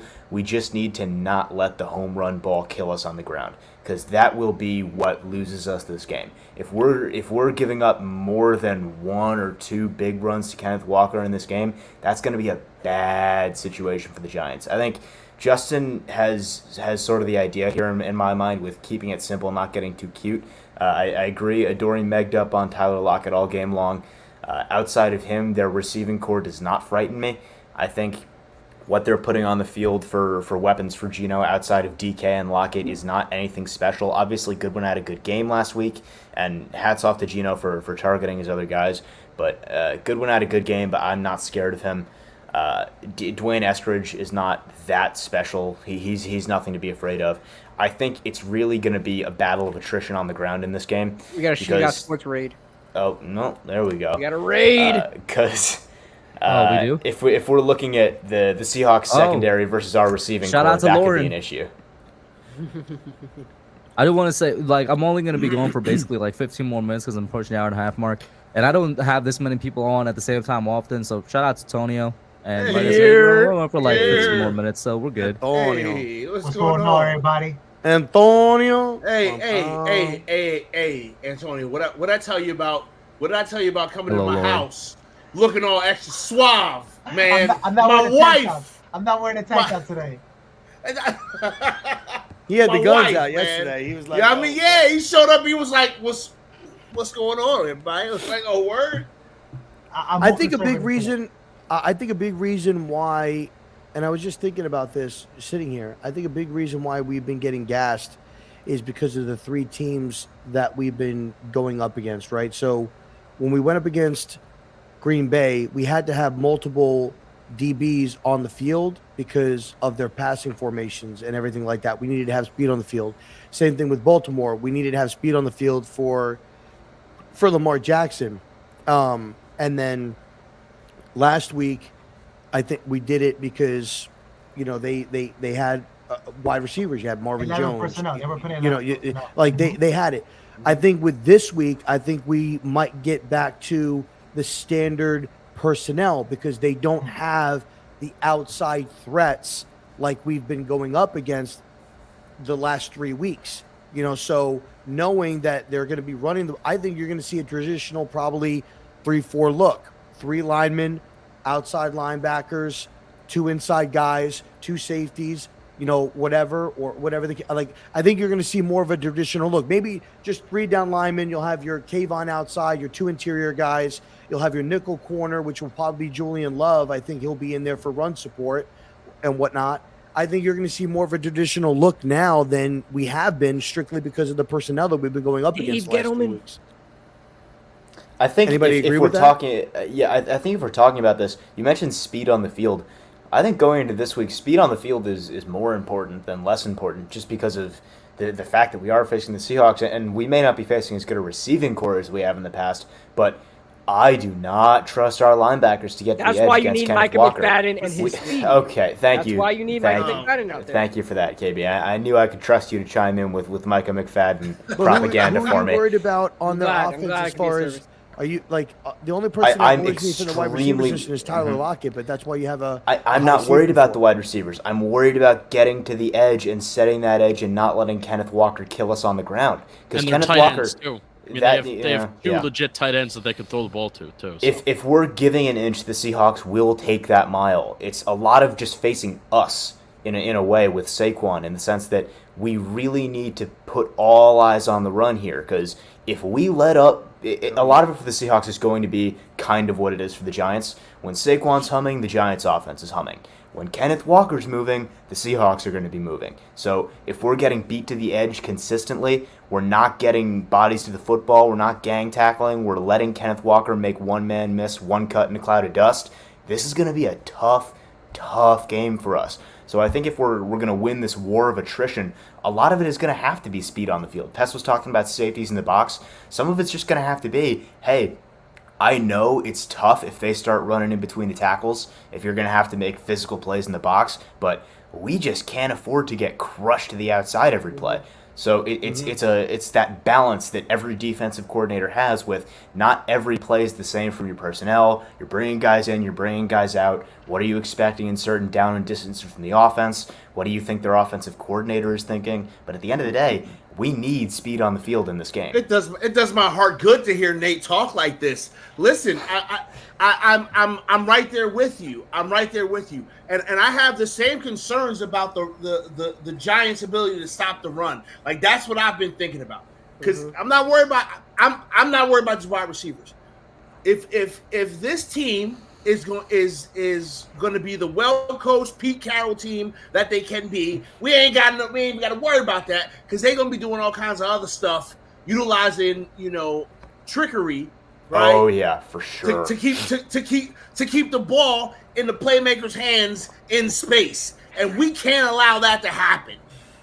But it's kind of weird, because on the inverse, on the other side of it, that's the Giants' offense. Like, this is like a mirror match. As I sit here and I legitimately think about this, I'm like, yo, this is kind of a mirror match.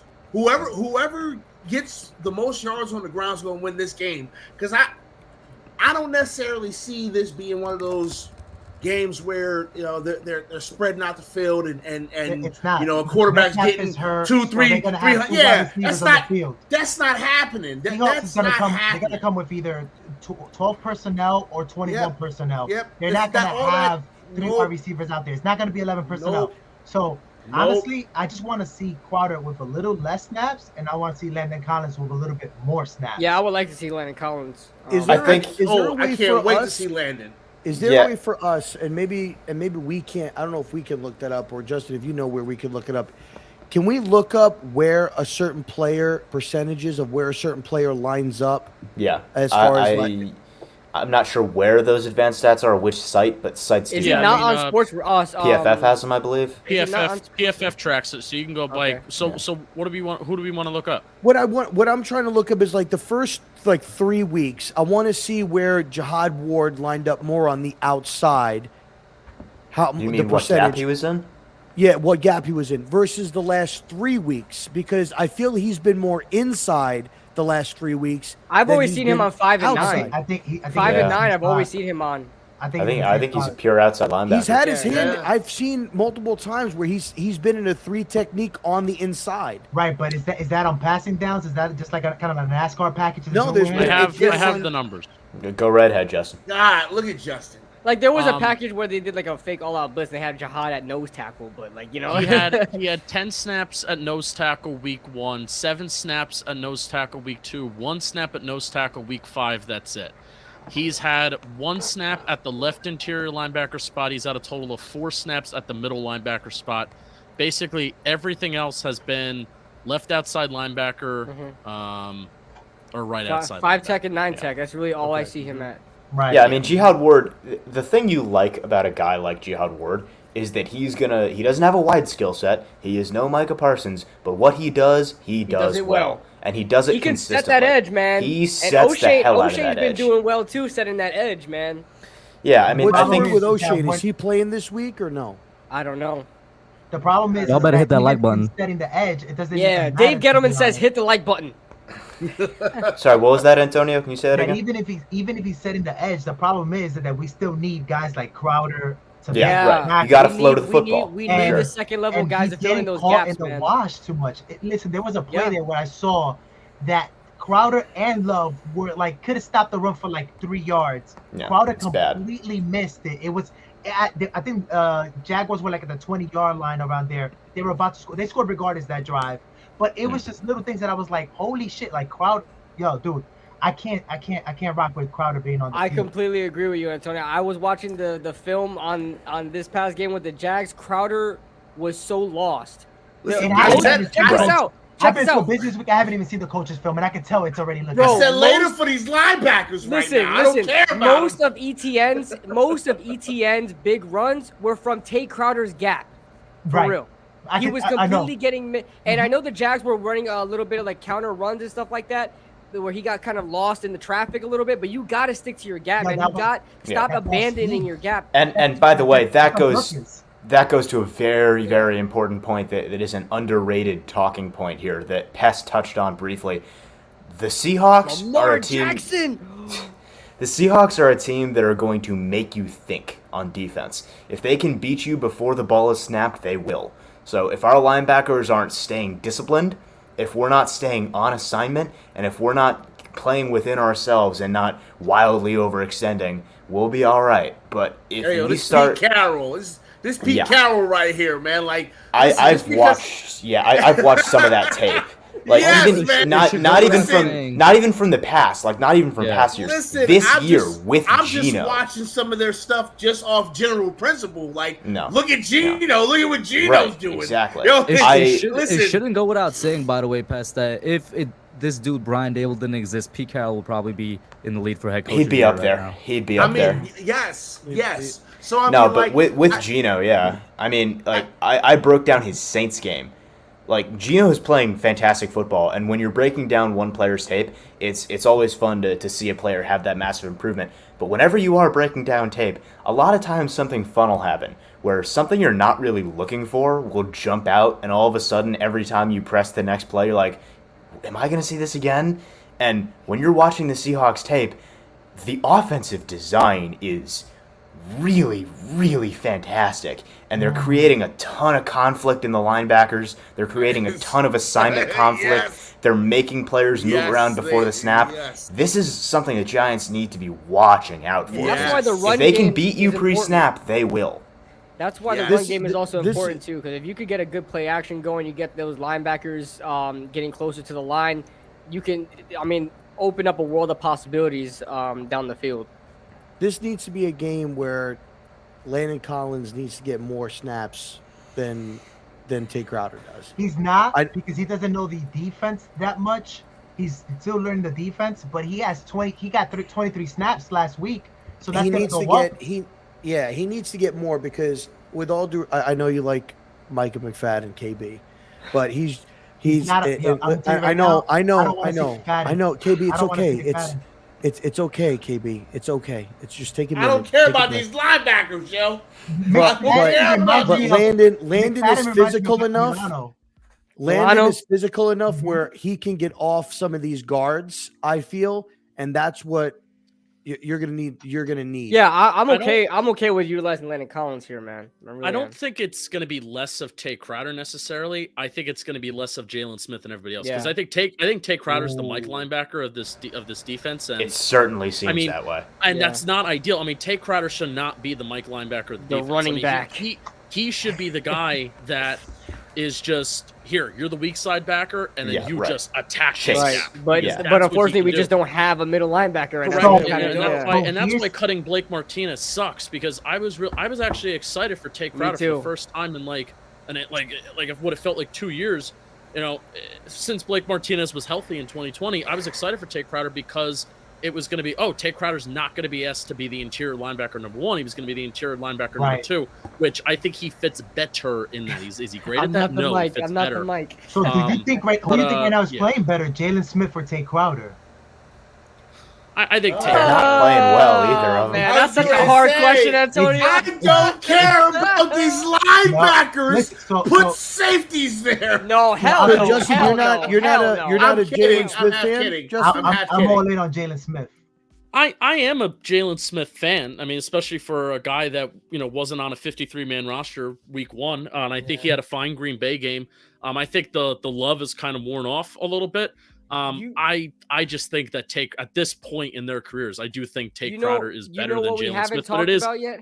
I mean, Okay. you're talking about pigs with lipstick at this point too. So. You want to know what we haven't talked about yet? The linebackers in not against the run, but against the pass. When They don't Well, cover. I'm sorry. I don't know. We?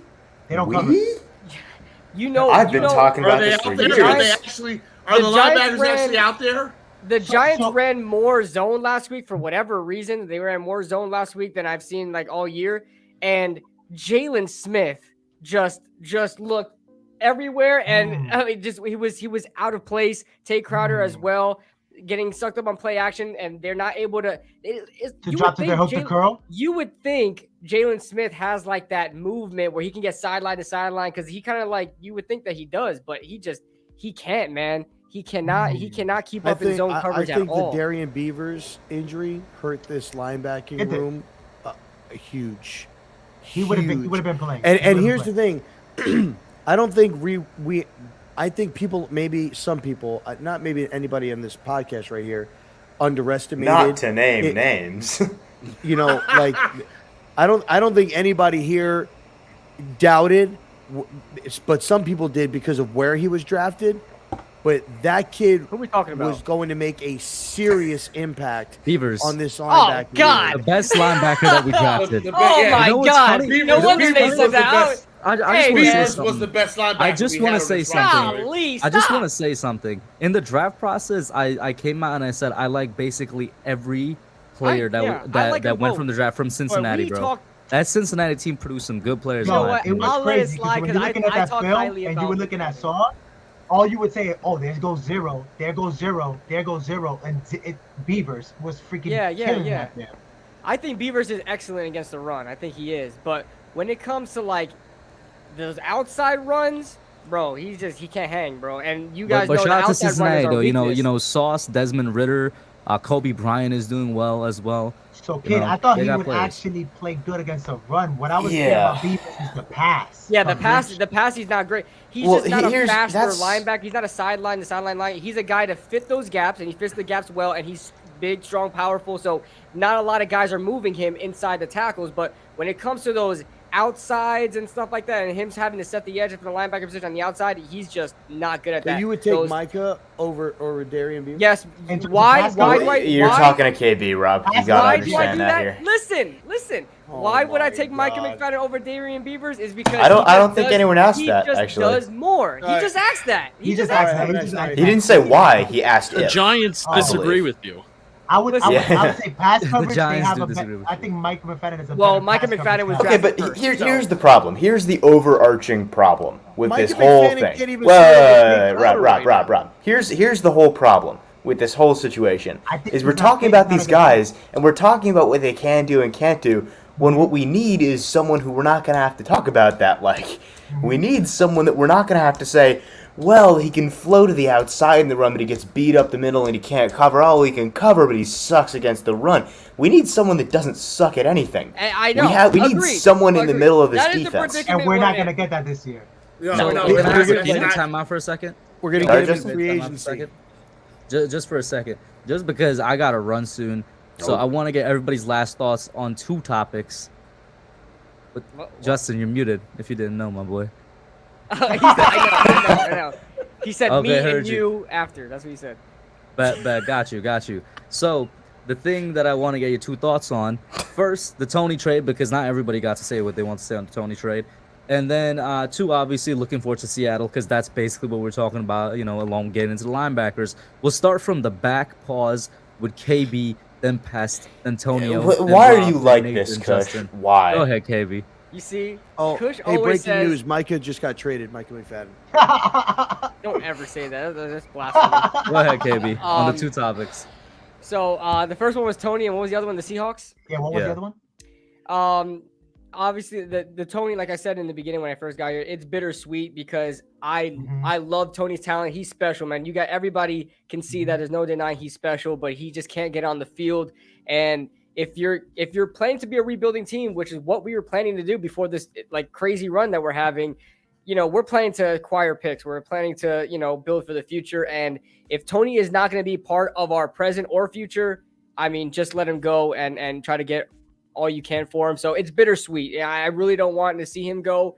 But I mean, the Chiefs are kind of the best team to really put him on if he were to, be healthy and play on the field. As far as the Seahawks go, I'm definitely worried about this one, man. When you talk about like the game against even the Packers, they just didn't utilize their running backs as much. The Packers, the Ravens, and then this past game against the Jags, those outside runs absolutely killed us. This is the Seahawks like go-to thing. This is their like the best part of their offense is those outside runs, outside the tackles, and it worries me a lot. Geno Smith is playing some really good football. The offensive schemes are really good. The defense, I feel like we can score on them. We just got to stay away from Tariq Woolen, who's on a hot streak right now. And I think we'll be okay. But as far as their offense against our defense, it's very concerning. I had it on the Young Guns podcast. I had us losing this game. Unfortunately, I don't want to demoralize everybody in the room, but I had us losing. I don't know if anybody else does, but that's just the reality situation. But yep, those are my thoughts. Go ahead, Pest.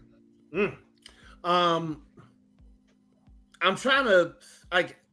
As BBS was talking, I was thinking about. I haven't heard that in a while. As BBS was talking, I was thinking about all of the fond memories that I have about Kadarius Tony. I was going on a big long memories. I was going on this big long journey. Nice little 10-second montage into there. This big ass cassava melon on my shoulders called my head, and I could only find a couple of them.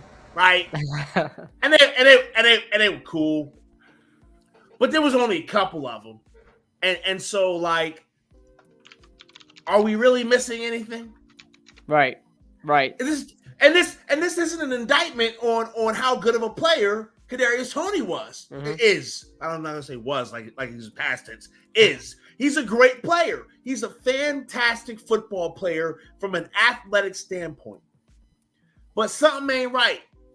I'm sorry, something ain't been right since he got here, to be completely honest, right? You don't say. But shut up. But I just want to say real quick, he's going on another Twitter tirade as we speak, KT. I'm sure Is he really? I'm sure he is. Yeah. Wow. Listen. I gotta see this. Listen, if the here. Giants were winning, if the Giants were a winning organization, then maybe he wouldn't have this issue. We'll see what happens when he goes to Kansas City. I think he'll be way more successful there, way more happy there. He'll get involved with the Kansas City hip hop scene. Tech 9 will be hollering at him. Everything will be good, right? So whatever. He gone. We got some picks. It is what it is. I think it works out for everybody.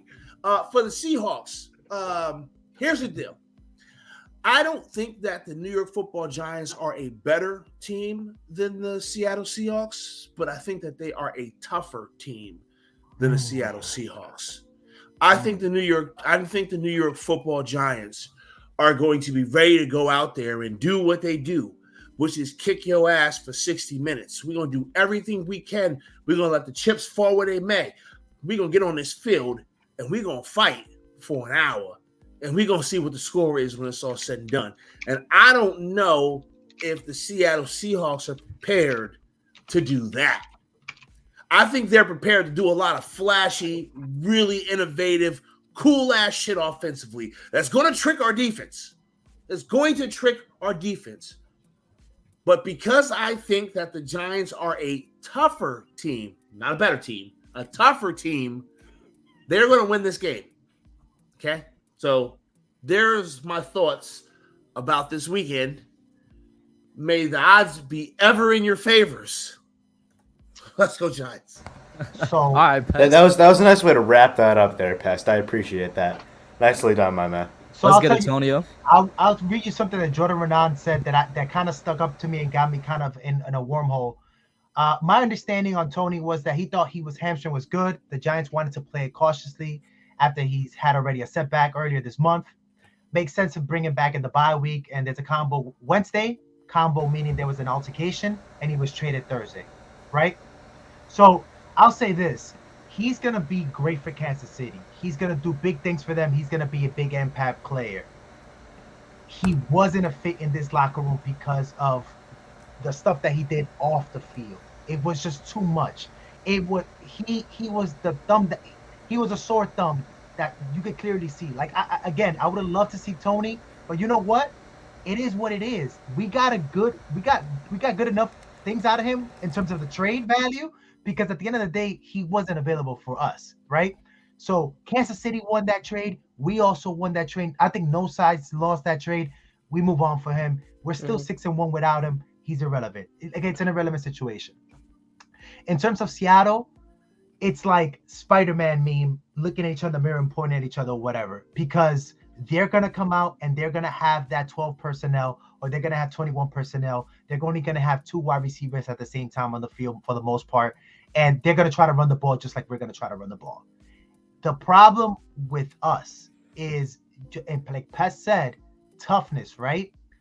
Well, the problem is the Giants are getting hurt every week, losing guys left and right, and we're not getting guys back.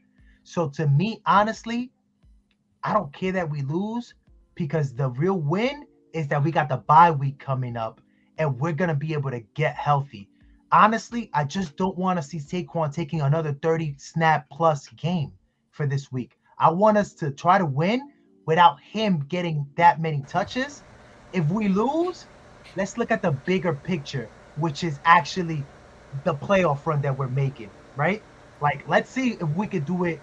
Let's see if we could get out of this week not doing too much. I'm worried more about the bye. I want the bye to come already.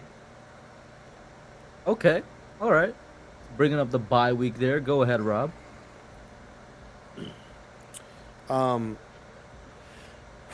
For me, with the Kadarius Toney trade, I just felt like he was never really a fit in the locker room. Just never saw it really working. He didn't seem like he was really committed to being here, and it kind of showed. Constantly going on to Twitter and saying this and saying that, like you just really haven't earned like the right to really kind of do that. And I just felt like he cared more about. I felt like he put more effort into going at Giants fans and going out at people on Twitter, Right. Subtweeting people during the game. yeah, as opposed to, getting out on the field. He So was corny, bro. He was corny. yeah, and so I feel like it was a good move. I think it sent a message. And the thing is that I heard, that people were not happy, players, not everybody, but there were players that were not happy with him in the locker room and didn't want him there. And I feel the GM and the coach made the decision. I felt like they tried to cover for him as much as they possibly could and try to put out fires as much as they could, but shit hit the fan and they had to make a decision, and that's what they did. And they made the right decision, and they said to the president, like, listen, you're either here, you're bought in, you're ready to go. If you're not bought in and you're not taking care of business, then you're out of here. And that's just the mantra. They did exactly what they needed to do that Ben McAdoo should have did with Eli Apple when all of that shit was going on when Eli Apple was here. Nipped it in the butt, took it care of. Now I don't think anybody's gonna fuck around. In regards to Seattle, I think this is probably going to be our toughest game that we go up against. But I feel that what needs to happen is, for me personally, I trust Wink Martindale more than I trust the offensive coordinator for Seattle. And Wink has come through every single week, has come through, for maybe the exception of last week against Jacksonville, where he looked a little bit rocky. The defense looked a little bit rocky. But for the most part, in the second half, Wink has always made good halftime adjustments to come out and take out what the teams were having success with within the first half. And last week, he struggled to do that a little bit. I don't think he's going to have 2 bad weeks like that back to back. I think what we need to do is we need to have 2 to 3 good stops on defense and allow our offense to go ahead and get up. Once we go ahead and get a 10-point lead or a 14-point lead or a 2-possession lead, it takes Kenneth Walker out of the game, because now you're not going to be able to use him the way that he's having success. That's now not you're the going formula, though, Rob. No, We are down by double digits in the fourth quarter. I know, then you're we right, come you're right. alive. Then yeah, we I come know. alive. I know. That's Just nice like and Eli ideal. said, We don't live in a just nice like and Eli ideal said in world. 11, Coughlin said finish strong, and everything. That's right, So, America's game. I was on the phone with Snacks this week, and I said the same thing. You know that? I love watching America's game. We'll have to talk about that, me and you, because I love watching America's game. Yeah. But I feel like that's going to be the formula, and they need to take the only way that I feel like they're going to take Kenneth Walker out of the game is by making him a non-factor in the game to where they can't use him. Put the game in Geno Smith's hands, let him go out and try to make it on his own, and I feel that when he's had to do that this year, he has not succeeded. I.e., San Francisco, he played a poor game. They pressed him. They put the ball in the game in his hands, and he was not able to do that. And they got dominated like 23-7 in that game, and he did not perform well. So put the game in Geno's hands. Let him go out there and make the plays. No DK Metcalf. They've got a couple of good tight ends. You have Tyler Lockett, who's banged up. Let's see what he's able to do. Kayvon's going to have to come up big. I think he will come up big. I'm not worried that since week 4, Charles Cross is at 145 pass blocking attempts with no sacks. Kayvon, he's gonna get after it. 2 sacks, 1 forced fumble, and a pick 6 in this game. Not Kayvon with a pick 6, but there will be a pick 6 in this game. He's making the Pro Bowl this week, baby. And Wandale's gonna go 8 receptions for $115. Kayvon with the pick 6. Hey, damn, that's a lot of yards for 8 receptions for Wandale. He's gonna perform better than Micah McFadden. Oh, why? They play different Why? positions, okay? One is forced to start due to injuries. The other one, Just stop, KB. Just take the All L. right. Just take the L. Yeah, let's Just take pause. the L. Let's pause. Just take Go the L. ahead, Nate. Give your thoughts on the last 2 topics, man. I feel attacked Sure. right now. You should. You've been I attacked. feel attacked. Anyway, Mike, I'm sorry. You weren't- yeah, with Kadarius Tony, I said earlier, I'm in Spain without the S, so it's at this point it's tough to look at it and feel anything but disappointment. Honestly, KB, you on, got bro. Give your problems, mic, bro. son. Come You on. got problems, bro. You got to figure some shit out here. But trying to power through that and have some professionalism to end this stream here. Kadarius Toney, it's difficult to feel anything but disappointment at this point because you can't be mad that we traded him. Clearly, it was a move that needed to happen. We got fantastic value back. Execs apparently in the NFL were talking about him being worth a 5th rounder. We got a compensatory 3rd and a 6th. You can't be mad at that. Great trade from Joe Shane. We got what we could. So you can't be mad at the trade itself. It's one of those moments where you look back and you say, well, that happened. That was a thing that happened in the Giants franchise. So that's Kadarius Toney at this point to me. And in terms of the Seahawks game, yeah, I said my bit earlier about that. I think if we're going to win this game, it's going to be because we don't let Kenneth Walker kill us. At the end of the day, this isn't going to be a depth chart at linebacker that is capable of stopping him completely. But if we can limit the explosive runs from Kenneth Walker and try and gang tackle, get bodies to the football, flow to the football as best we can, and try not to let him rip off 30, 40-yarders, we should be okay. Again, I am not scared of the receiving core without DK Metcalf there. Tyler Lockett's a good receiver, but he is nothing that is going to rip our defense in half, hopefully. I think the key to this game is on the ground on both sides. Seattle's run defense also is not very good. Saquon Barkley, and Antonio mentioned trying not to give Saquon too many touches. If we want to win, Saquon's going to get touches. That's just how it is. That's versus Seattle, and that's going to be versus everybody we play. We have no receivers, and with Daniel Bellinger out, we have no tight end. If we're going to win this game, it's going to be with Saquon Barkley. So it's going to be a war of attrition, I think, and hopefully it's one the Giants can win. And finally, good points, Nate. Justin with another, ending off with the right way. Go ahead. See, that's the face I make when you guys say something about Micah McFadden. You know. Just stop, KB. Just stop. I'm Honestly. gonna find where KB lives, bro. Go ahead, Justin. Whoa. I can never wear this shirt again.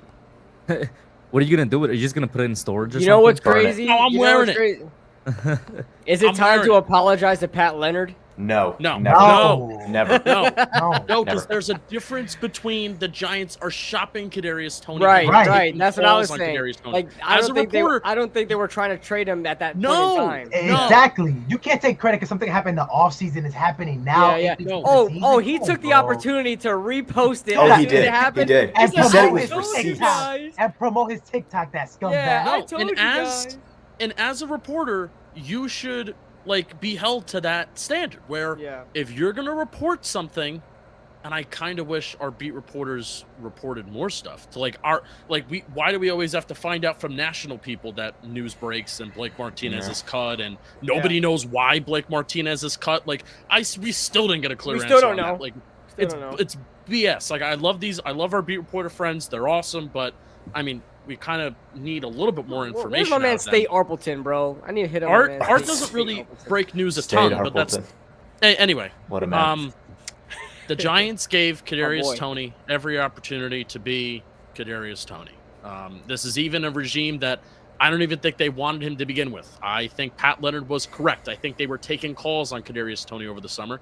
They gave him an opportunity to be a football player on this team, and despite them not wanting to play him week one, the Giants and Kadarius Toney were in a similar situation as they were last year in 2021, where eventually we got no choice but to play Kadarius Toney. And by the time we got to that point where we had no choice but to play him because Galladay was hurt, Sterling Shepard was hurt, everybody under the sun was hurt, Kadarius Toney himself was already hurt.